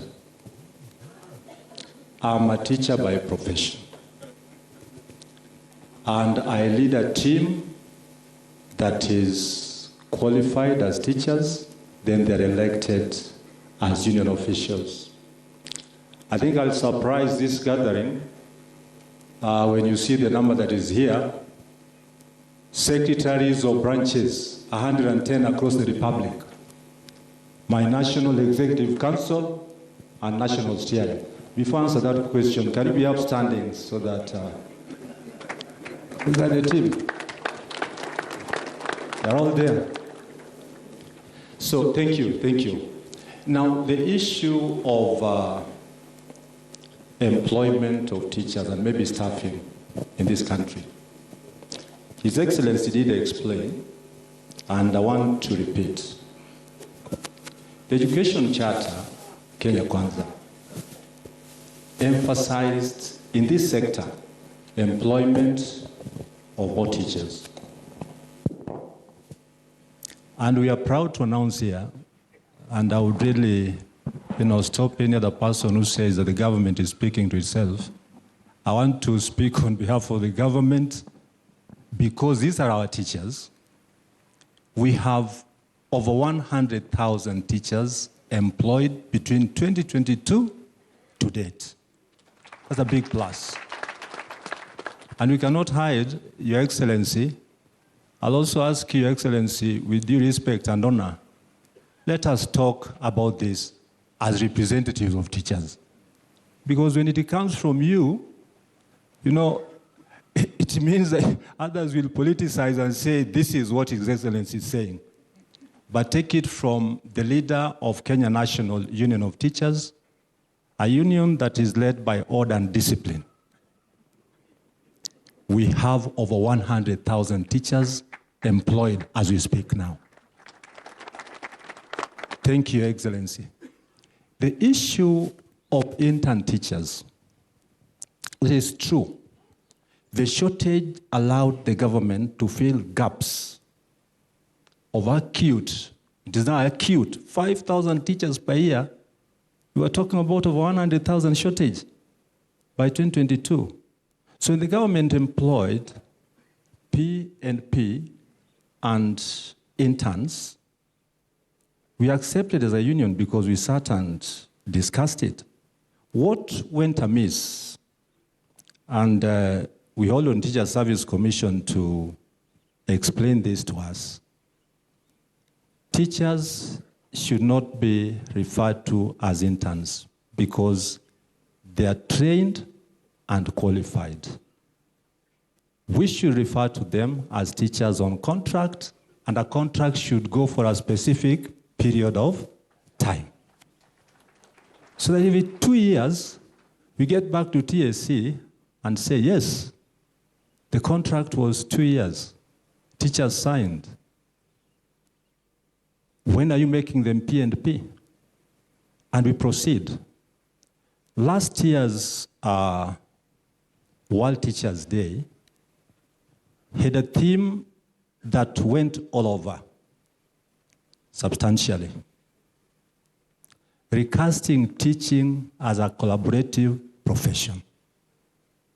So on issues that we raise, we need not make a lot of noise, but sit with the employer and have this issue solved. And I want to put it across here to all of us.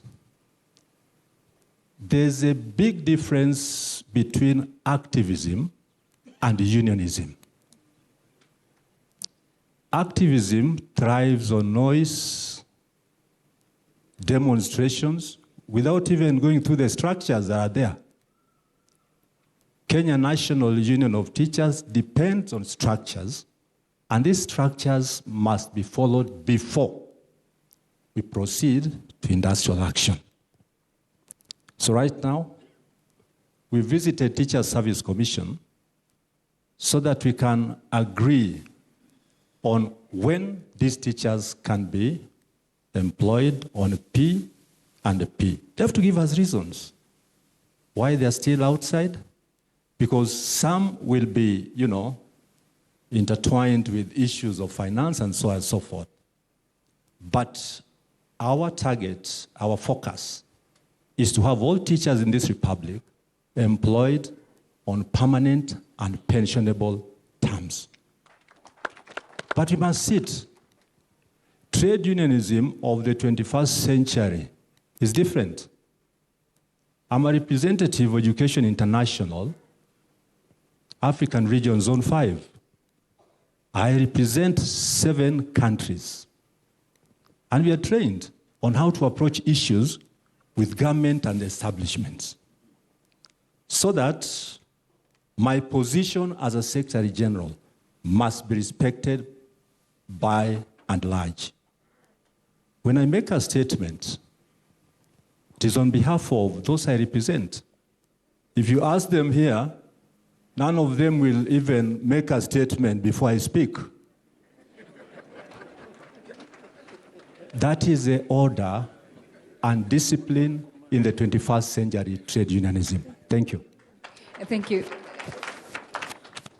Thank you very much, Oyu, for at least confirming that what we have said here is correct.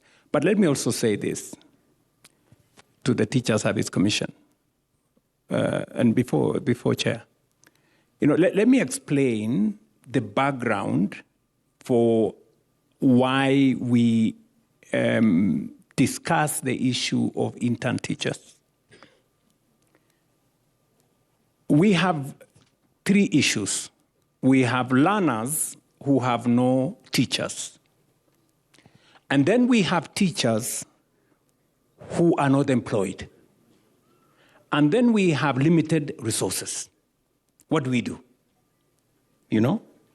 So we said, let us have a compromise. Let us employ teachers on contract. I think we are going to correct it. We will not.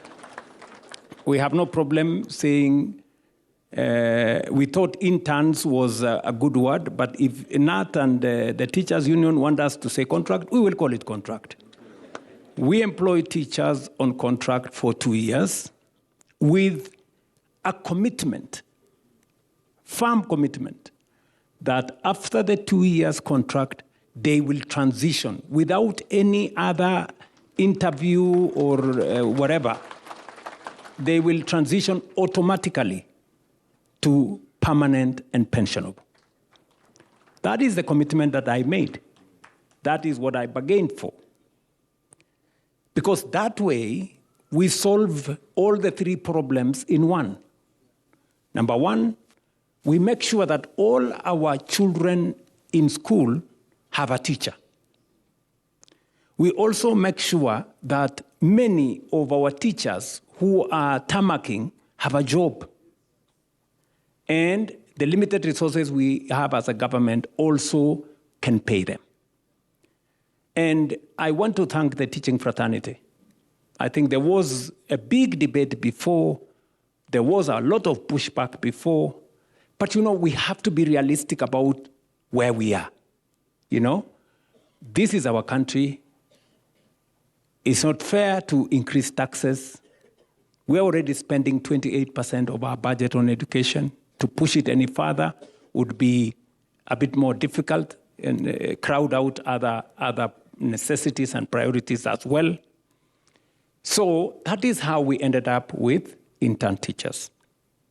But I want to ask the TSC, I hope there are no teachers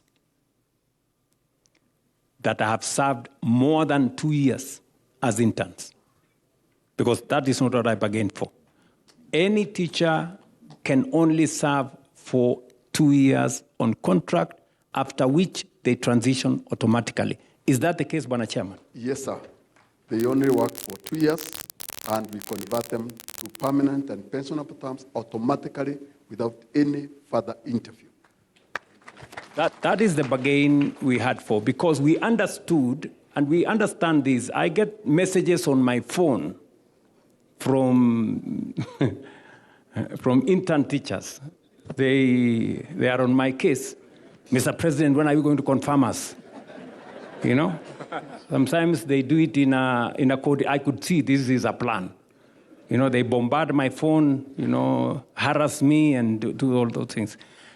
You know, I really wish I could do it automatically, but I have to persuade them that I know that whatever you earn as a contract teacher may not be enough, but, you know, I'm just requesting that we work on the transition. It won't be for long. I think as the situation improves, we are now doing contract for 2 years. Maybe along the way we will reduce it to 1 year, and then we will see how when our situation improves, we can put more resources and be able to hire all our teachers on permanent and pensionable basis from the beginning.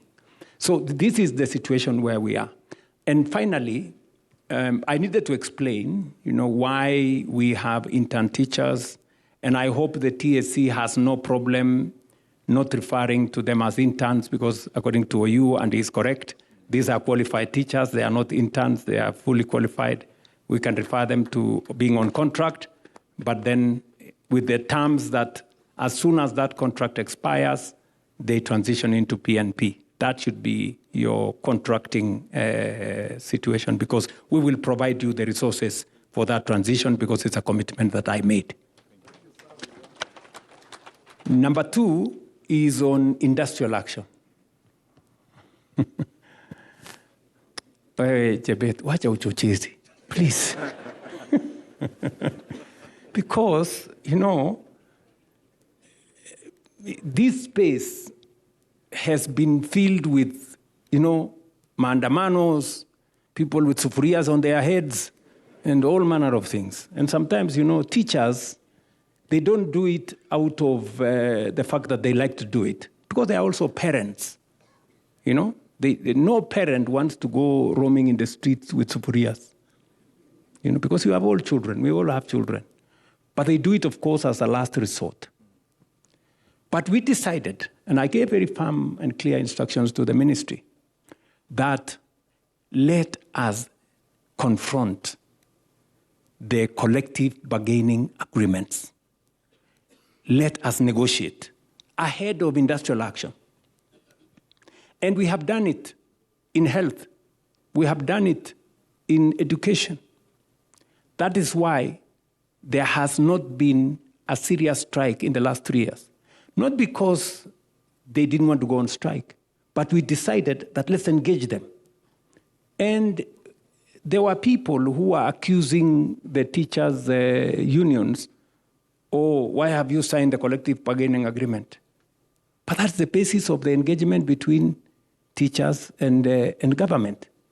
Once we honor their collective bargaining agreement, they have no reason to engage in industrial action.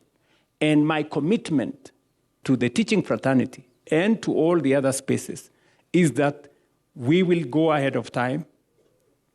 We have, for example, we had a problem with the doctors.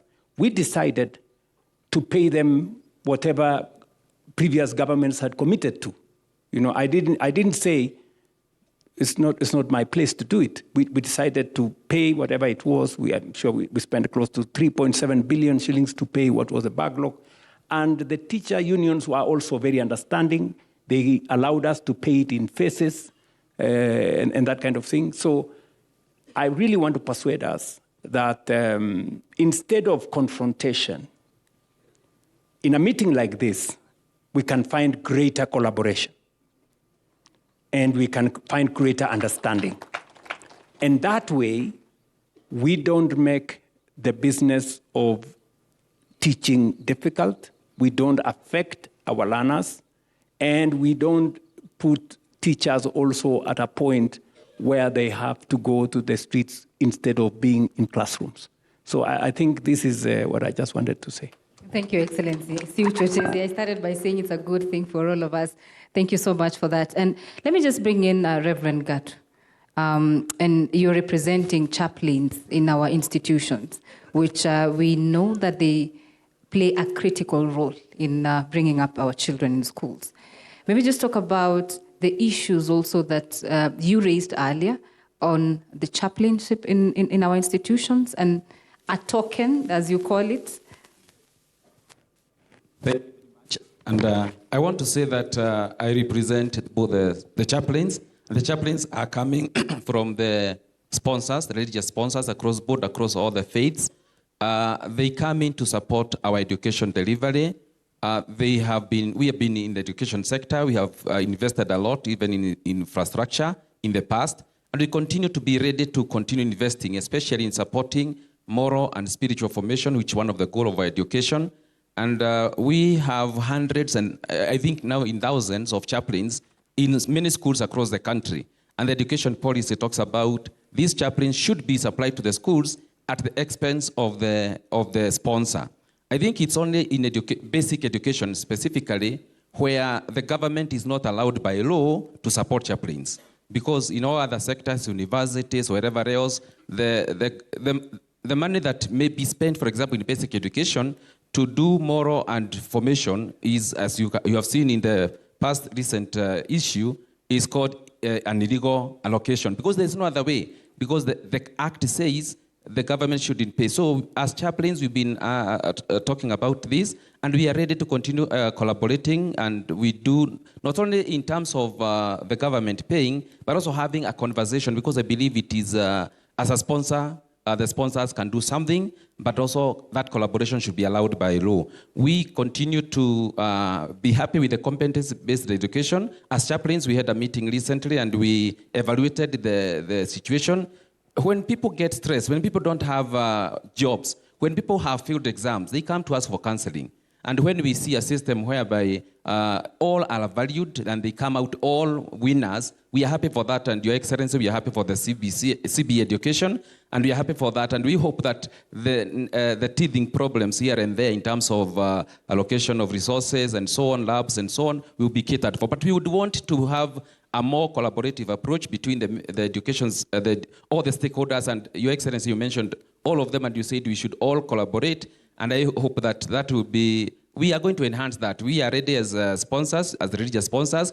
We are ready as chaplains to continue. And I said we have thousands of them in schools, not supported by in any way, but self-sponsoring themselves. The sponsors are sponsoring them, because even schools, they find it very necessary. Every school in this country that has a name has a chaplain. And I believe this is something that we continue conversation around. We have from 2017, for example, been trying to say, what do chaplains do in school? Many of the stakeholders here know we have many chaplains who have been doing work in school, but even principals have not been able to say what they do. In 2017, the Minister of Education came up and said we want to do guidelines on just guiding chaplains what they do. Your Excellency, since that time, nobody wanted to finish that process. We've been trying to move, and nobody wants to have it completed. I believe that's a very basic guideline, just to tell the chaplains, now that you are in schools, what are you supposed to do? And we sit down together, the minister and all, and ask ourselves, what are they supposed to do? I would encourage that we be collaborative. The religious sponsors are ready to support the system of education. In all the task forces that have been there, we have had the religious representation. We have given very good input, including the recent presidential task force. And the government at the higher level has been listening to the religious community and inputting a lot of input. And I believe that we can do more collaboration. And I hope I've answered the question that you asked. Yes, you did. You did. Thank you so much. Let me just bring in Waziri on the issue of textbooks in grade 10, which I know the latest data shows that 11 million books have been distributed.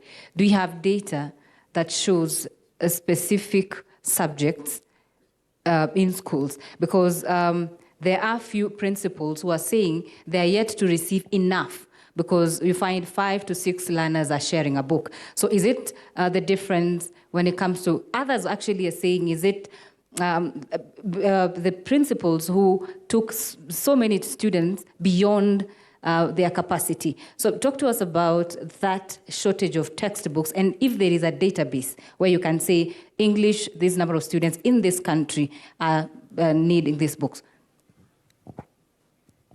Thank you, and the CEO for KICD is here. He'll be able to give more details on it. But as you know, when grade 10 transitioned, grade 9 transitioned to grade 10, a number of students requested for transfers from one school to another.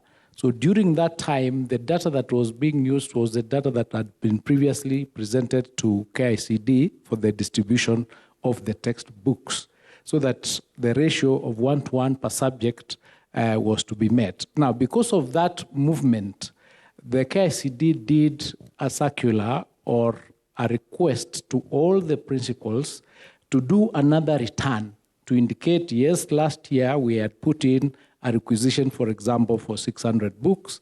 Now we have 620. So that then KICD could then do the rationalization of that process and redistribute the books to the various institutions. Some who had more were asked to return those books, and those who didn't have were requested to give in the information so that they can get. But Izzy, I can answer that question more appropriately.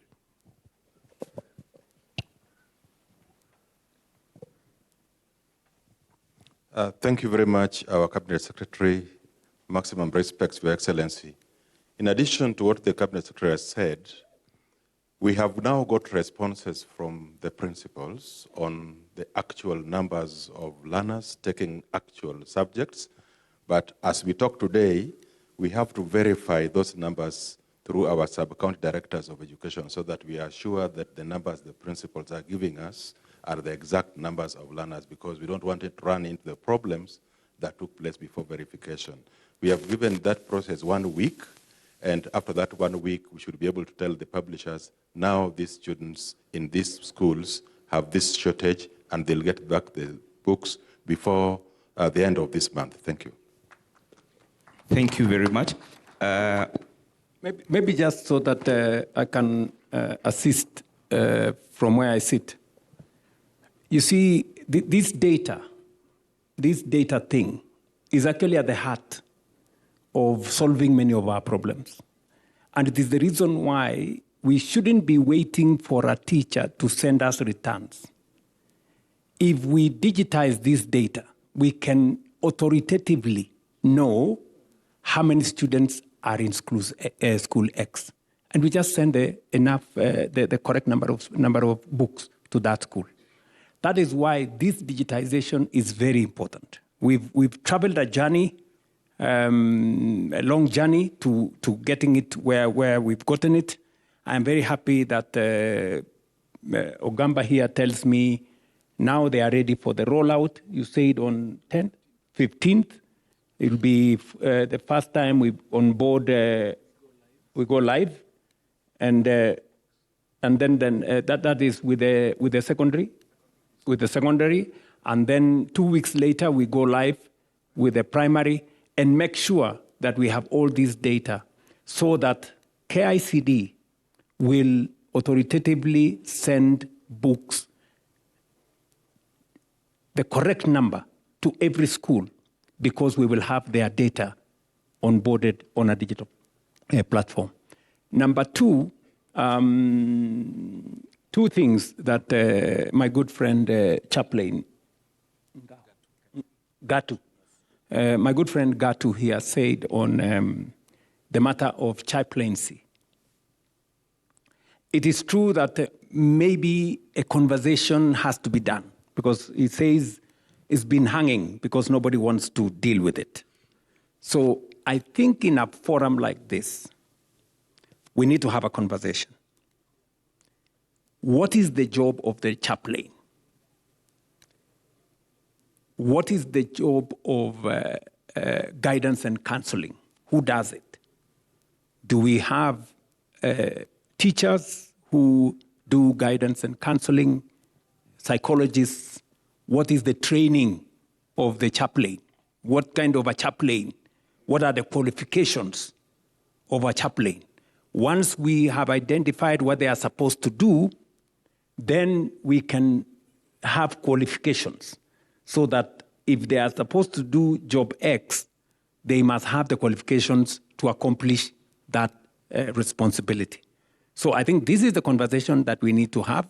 And then we will also need to have who pays them. Okay, we have schools that are sponsored by churches, but we also have schools that are not sponsored by anybody, government schools that are not sponsored by anybody. What happens? You know, that kind of conversation is what needs to be done. And Waziri, I'm sure a forum like this will provide a good space. We can have suggestions, it can be refined, and then it can be approved. And then as government, we can pick them up, take them to Parliament, we create a policy, and then subsequently we generate either regulations or a piece of legislation to guide that process. And finally, to the conversation, I just wanted to bring to the, to buttress what I said about being frontal with engagement. There was a problem with SHA, with teachers, about a month ago, when there was a problem of co-pay, you know. It came to us as because we were trying to protect teachers' money not to be eaten by some of the hospitals that we know. Then some people went overboard. But I'm very happy the minister came with his team, the teachers' unions came with their teams, they sat down, and they agreed and sorted out the problem. Now we have clarity on what is going to happen. And I want to say, when I engage teachers, the scheme that they had before was actually working against teachers because they had access to only 900 hospitals. Today, they have access to 9,000 hospitals across the country. Their scheme was good on paper, but was not good in practice. So we have now changed that, and I want to confirm to the teaching fraternity that we are going to make your terms better. Because why? Look, we were paying an average of 24 billion shillings every year for the private insurance. Under SHA, we're going to be spending between 15 and 16 billion. We are saving close to 7 billion shillings every year. Just imagine. Money that was being shared by characters in this town. And they are the ones who are sponsoring all manner of things. Headline this today, they put another headline tomorrow, they put another story, social media, blah, blah, blah. You know, because they have lost, you know, the gravy train. We've stopped the gravy train. But, and that is why when you see all these screaming headlines, oh, SHA is not working, I don't know, the teachers have rejected SHA, I don't know, blah, blah, blah. And you see them in the headline. When you go to read the story inside, there is nothing. It is because it's sponsored, you know, because they want a crisis so that they take us back where they were making 7 billion shillings every year. I want to promise you that will not happen anymore, not under my administration. Not when I don't know where the right thing is. We will stop them. They have eaten enough. So we are going to work with these teachers. Instead of us paying those characters more money, we better improve the terms of to the teachers because they work for it. Thank you so much, Your Excellency, and thank you, our esteemed panelists. We really appreciate your input this day. I just want to give each and every one of us to give our closing remarks. We will end with the President So we start from Reverend. Give us your last remarks, kindly. As religious sponsors of the churches and chaplains, we are happy to continue collaborating, especially to making the CBE work, based on what I said earlier, that CBE emphasizes on valuing a person for who they are and excluding the discrimination in terms of access and in terms of creating competencies and also giving our children and the citizens a destiny. So we are ready to continue collaborating and working together, and we hope, as I said, that we shall continue collaborating and having more conversations. Thank you very much. Thank you, Reverend. Thank you very much. I also want to emphasize the fact that education is the greatest equalizer, where the poor man's son, daughter, the rich man's son, daughter, meet together in university and get qualifications where they all work together as equals. I also want to say here that we really appreciate the recommendations of the Presidential Working Party on education reforms, which of course is the basis of the discussions here on success and maybe progress that we've made so far. We should at all times be very cautious in disrupting education. And I don't want to live here without saying this out publicly. One of my colleagues talked about autonomy. Autonomy for junior school teachers.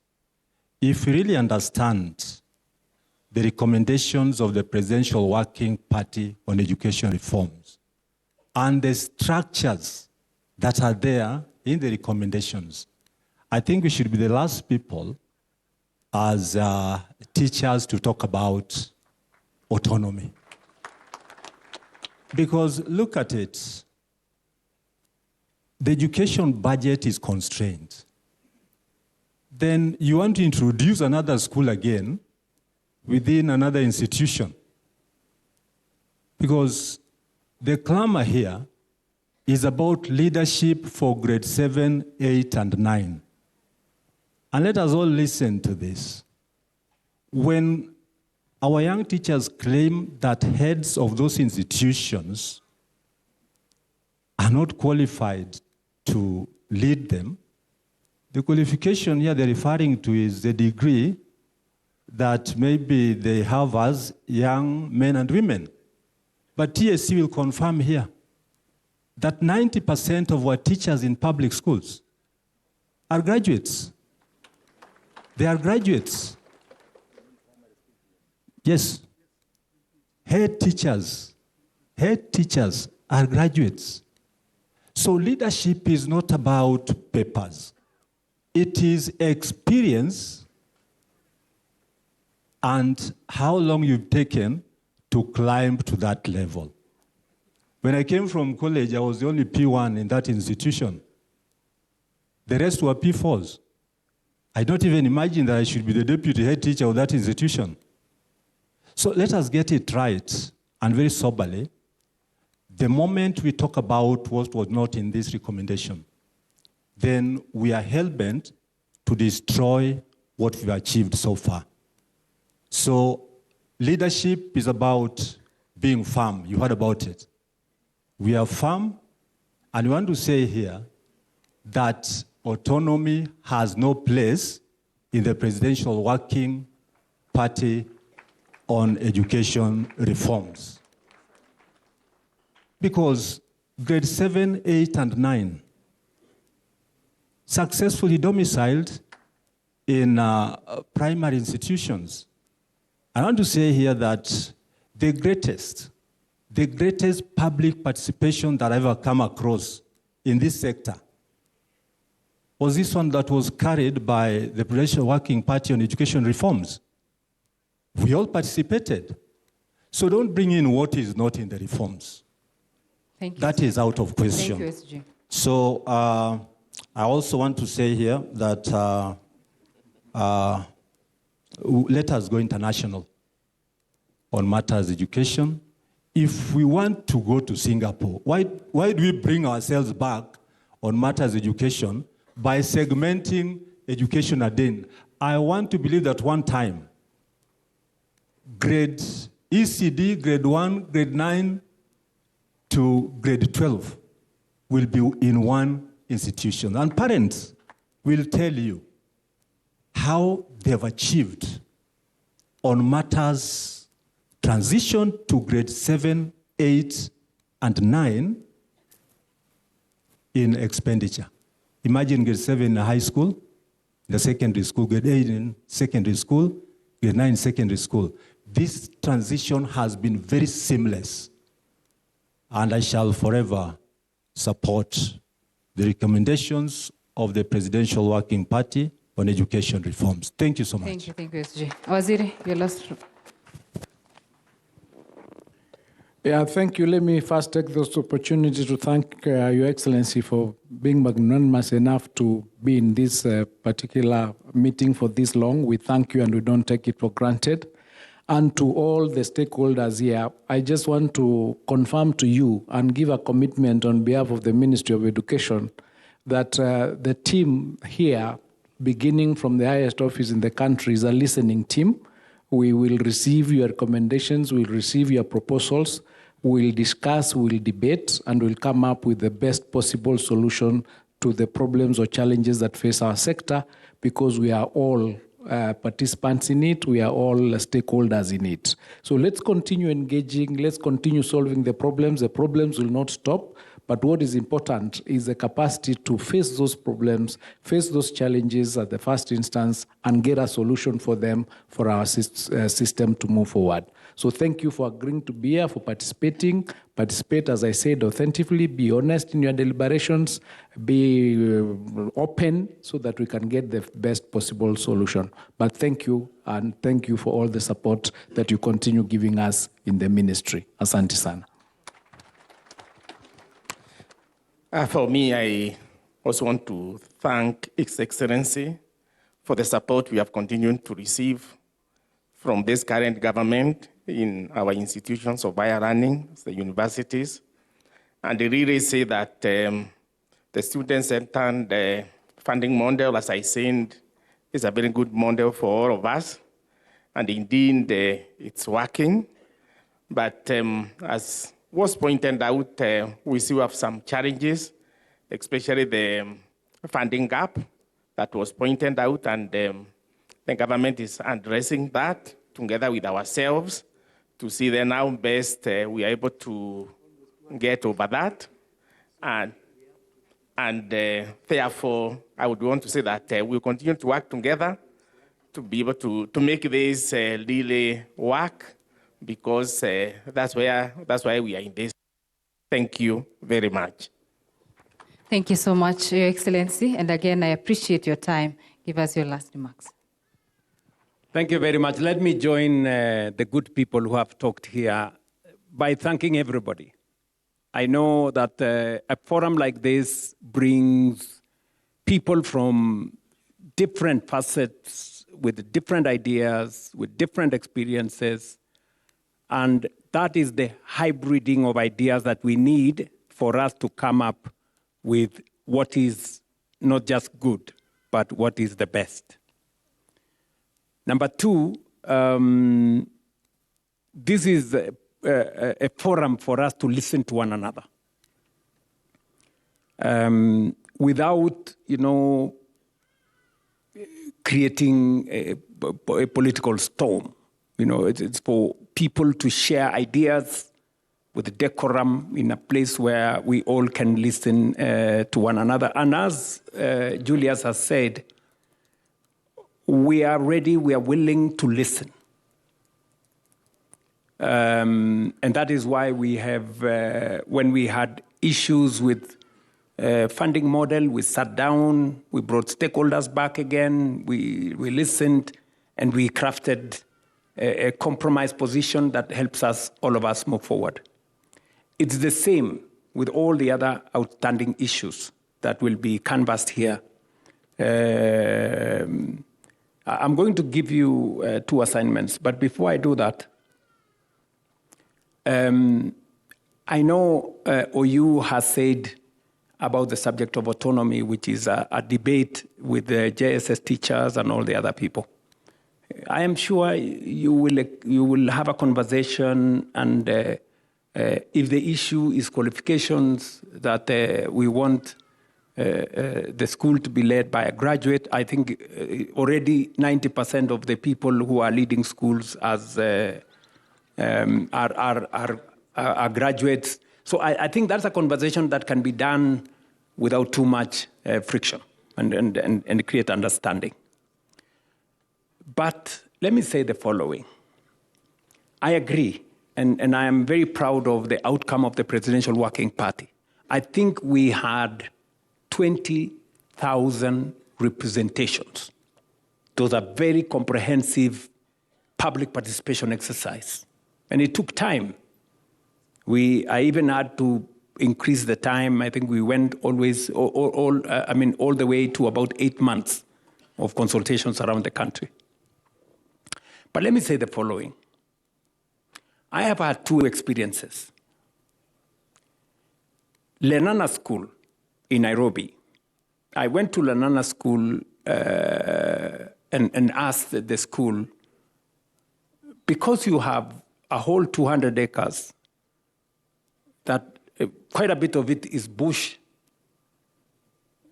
please let us build a primary school. Because the community around Lenana School did not have a school. The only school that was present, actually, in that, it's called Ngando area, was a private school that actually collapsed. And I think we lost lives because it was made of wood and it was a story building. And so when I went to, when that accident happened and I went there and I saw what had happened and I saw Lenana School was nearby, I tried to request them. But there was a problem. They pushed back. They said, no, they don't want a primary school, blah, blah, blah. But finally, I managed to persuade Lenana School to give us land. And I told them they didn't need to transfer land to primary school. It will remain Lenana School, but it will be the primary section of Lenana School. We have built a school there. In fact, I built with my own resources. We now have 2,000. I think we now have 2,400 students in that school. The community there, which is not an upmarket community, now have a place for their children to go. That's one experience. Then there is my old school, Kapsabet Boys High School, where I did my A-levels. Kapsabet decided to do the opposite. They didn't wait for anybody to tell them to do a primary school. They actually built a primary school. And today, Kapsabet Boys High School starts from ECD. And it is one school. One school.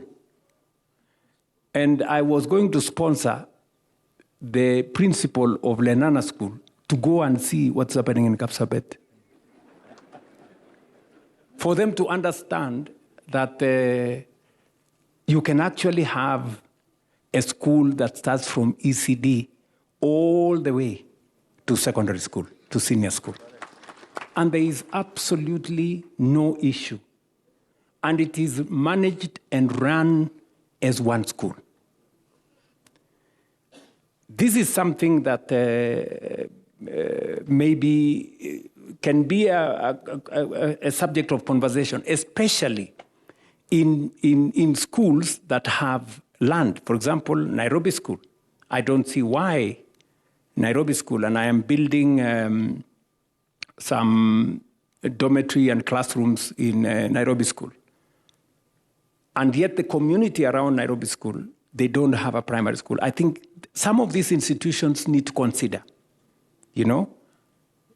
extending, facilities, and government can come in and add more. So I'm just proposing that we need to exercise our minds. Is it a possibility that some of the schools can actually be both combined and work?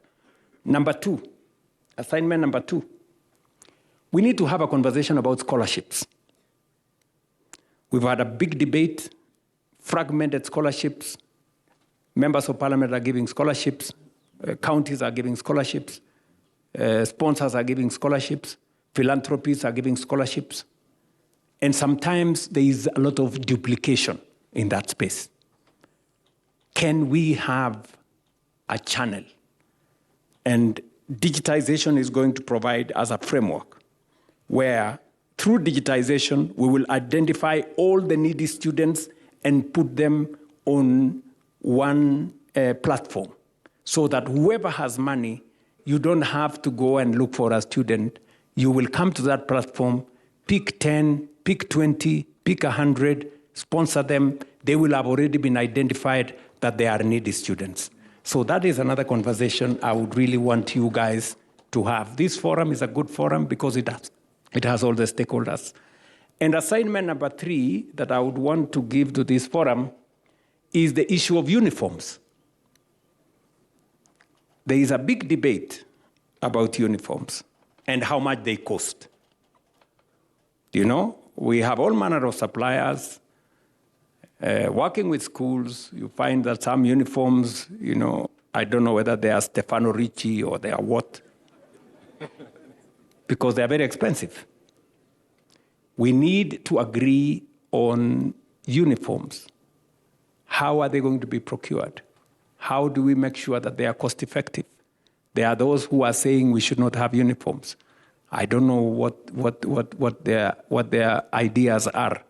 How do we, granted, you don't have to be dressed in a certain way to learn, but this is the debate we must have so that we create a uniform playing field, but certainly we need to discuss about the cost of uniform. It is becoming an impediment to education, especially in some schools where uniforms are very expensive. So this is a conversation I think this forum can undertake. Otherwise, I do not want to say more. I am very passionate about this. I could speak for longer because when I got the privilege to be Minister for Higher Education, I realized that this was a very important space and with a lot of impact on human development and national development. I wish you all wonderful consultations, and this forum is here for us to exchange ideas and better education outcomes in the process. Asante sana. Thank you so much, Your Excellency. And it's my singular honor now to return this to Mike. Thank you. Thank you. A round of applause to the panelists, please. I'll kindly request your indulgence, Your Excellency, for a quick photo with the panelists together with the moderators. Let's have a quick photo, a standing photo, please. Let's all be standing. We'll start with the moderators in, then I'll ask the moderators to step out and the 2 PSs to join in. For the photo to look good, I'm told the chairs need to move out, so allow us to do that.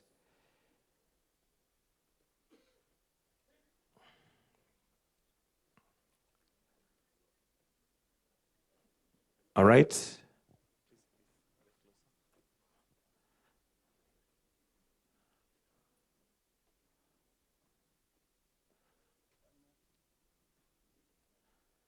Then let me ask the PSs to come in, please. PSs present.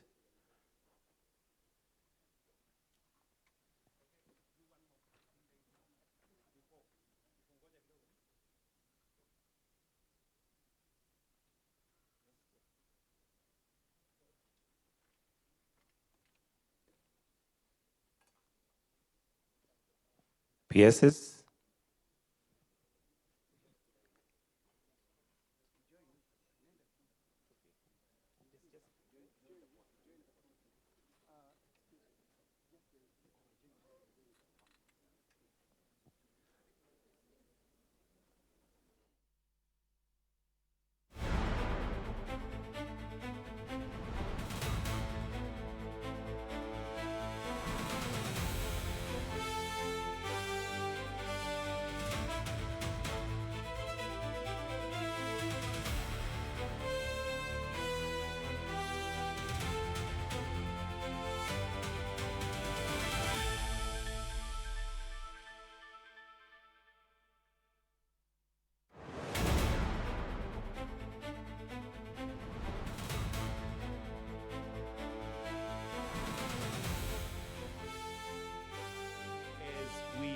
to a close of this particular ceremony with the national anthem.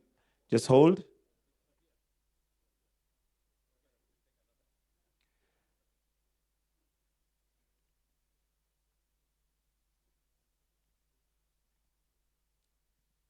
The anthem.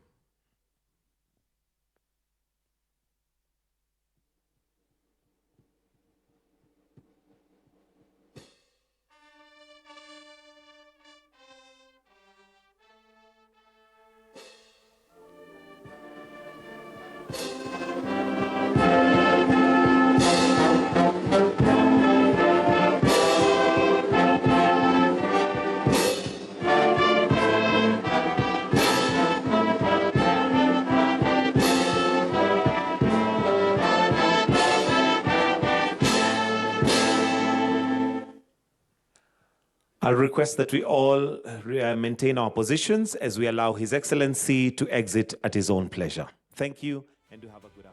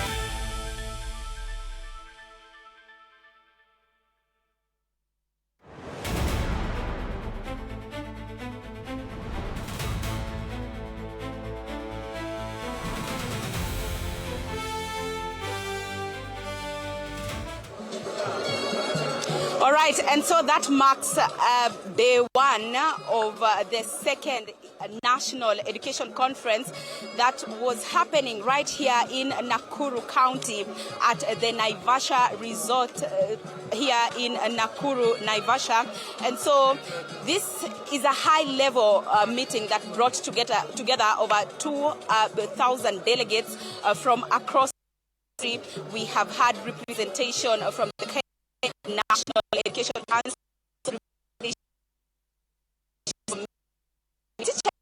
including the Kenya Union of Post-Primary Education Teachers, KUPPET, as well as the Kenya National Union of Teachers, among other education stakeholders. Some of the key issues that have been discussed in this particular conference, being the second National Education Conference, include reforms in the education sector, matters to do with competency-based education, the transition from the old system 844 to CBE, and what that has presented so far. Apart from basic education, there have also been discussions around the university funding model, which is now student-centered. There have also been concerns on the teacher crisis, the JS intern teachers who've gone for over 2 years with contracts that are not permanent and pensionable, with the president mentioning that that is not what he bargained for, noting that no teacher should serve for more than 2 years as an intern. Other issues or other key issues that have been discussed in this particular conference include issues to do with the technical universities here in Kenya, with government officials noting that an increase in the number of students who are enrolling enrolling willingly to these particular technical institutions as compared to the years before, whereby those enrolling into the TVET institutions were considered as failures. There are other issues that have been mentioned, including the employment rate of teachers, with the President mentioning that over the last 2 years, the government has been able to employ teachers at a very high rate, something he says that would take another 20 years to employ the same number of teachers that have been employed in the last 2 to 3 years. So I think I'll be speaking to a few of the participants here to just hear what their take home is. Karibu sana. Good afternoon. Thank you for joining us on TV47. What are you taking home today after this second education conference? Good afternoon to you viewers. I think I want to take this chance first and foremost to thank the organizers of this event, because it's really been helpful to us as a country. I think what gives us pleasure is to hear that as much as we are seeing so many things that we hear of people struggling here and there, education probably that it's not working in Kenya. I think once you listen to the stakeholders, you're able to understand that yes, this is not a one-day event. It's actually a process.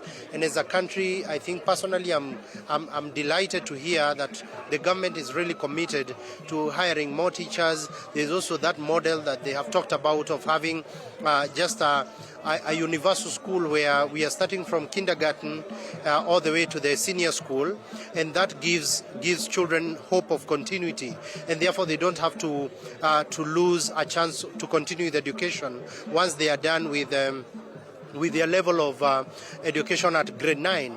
And that, I think, for me, it's something that if it's implemented is going to really work well. The other thing is about the model of education or funding. It's been well explained today, and I think if anyone is to complain, I would say that let them find out how the model is meant to work, because some of us, we've been speaking out of ignorance, but from where I stand today, I'm more informed, more aware of what happens in terms of the funding model. So allow me to stop there and wish you a good day. Good day to you. All right, I'll be speaking to another participant, a representative from the Kenya National Union of Teachers. Remember, these as some of the delegates that were invited here. Asante sana, you are live on TV47. Please speak to us about the details and the nitty-gritties of the second education conference that was happening here in Naivasha. We've had conversations around teacher employment, the JS teachers who have been on contracts for more than 2 years, with the President addressing that and actually saying that it is not what he bargained for. Thank you so much. I'm called Boniface Tenai. I'm the first national trustee in NAT Kenya, and I'm glad to have been part of this contingent, a congregation that met here today under the banner National Education Conference, which is the second in history. I want to appreciate the level of this meeting because it has brought together stakeholders from all walks of life, including the head of state himself, whom I want to sincerely thank for being very conversant and competent in matters education. Of course, we are happy that at one stage he was Minister for Higher Education, and I want to appreciate that we are education sector in Kenya now is really enriched with the contributions that we have received from the Ministry of Education, from the Teacher Service Commission, from the unions, from the clergy, and from the higher education.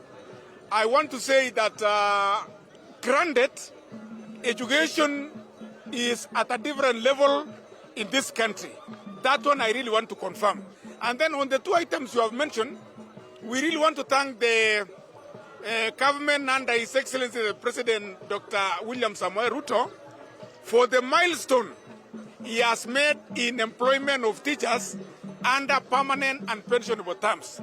And as highlighted during the meeting, it is confirmed that over 100,000 teachers have been employed. I am one of those who I want to confirm the same. And then on internship, which we have all agreed that because teachers are trained and qualified, they are not interns, they are on contract. And the terms are very clear. And I think we have all agreed that they will only serve for 2-year term, 2 years only, and upon expiry of 2 years, they are directly conferred as permanent and pensionable. So these 2 years, we are counting from which year? Because so far those that are in the streets protesting have served for more than 2 years. And the president says it is not what he bargained for, that those ones should have been absorbed by now as permanent and pensionable. And if my memory serves me well, the Chairman Teacher Service Commission confirmed that all those who had been serving as under contract had been confirmed. But I want to say here that under the same spirit of openness, anyone who feels infringed, we want them to reach us through our officers at NAT branches, and we will escalate the matter if there is a case of that nature. Yeah. Asante sana for joining us, and have a good afternoon. Thank you so much. Thank you so much. Sheila and our viewers, that is the situation right here at the Naivasha Resort here in Naivasha, Nakuru County, where the first day of the second National Education Conference has just come to a close. And as you can see, it is now time for delegates and other education stakeholders who had gathered here for this particular conference to discuss key issues in the education sector, ranging from basic education, tertiary institutions, all the way to the university level, to just have their meals. And if maybe my camera person could just pan Jones to just show you how much or how many people have showed up for this particular conference, is around 2,000 or there about, over 2,000 rather, that have attended this particular conference, this being day one, where President William Ruto attended, where we also had the Cabinet Secretary for Education, Julius Ogamba, as well as the Principal Secretary in the State Department of Education, Professor Julius Bitok.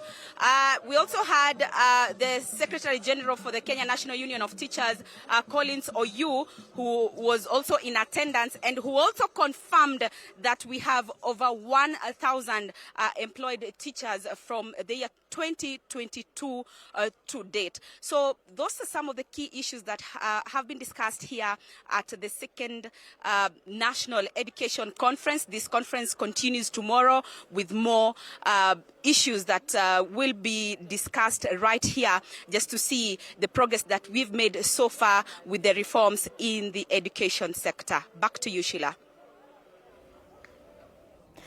All right, thank you very much, our very own Andreen Kilemi, for bringing us up to speed on day one of the National Education Conference that is happening at Lake Naivasha Resort. Of course, it is anchored on the theme driving education reforms through effective leadership, accountability and collaboration. Of course, it is coming at a pivotal time in the Kenyan educational sector, where there is ongoing implementation of the competency-based curriculum. Of course, now from Matters Education and from Nakuru County, I want to take you live to the capital at the Milimani Law Courts,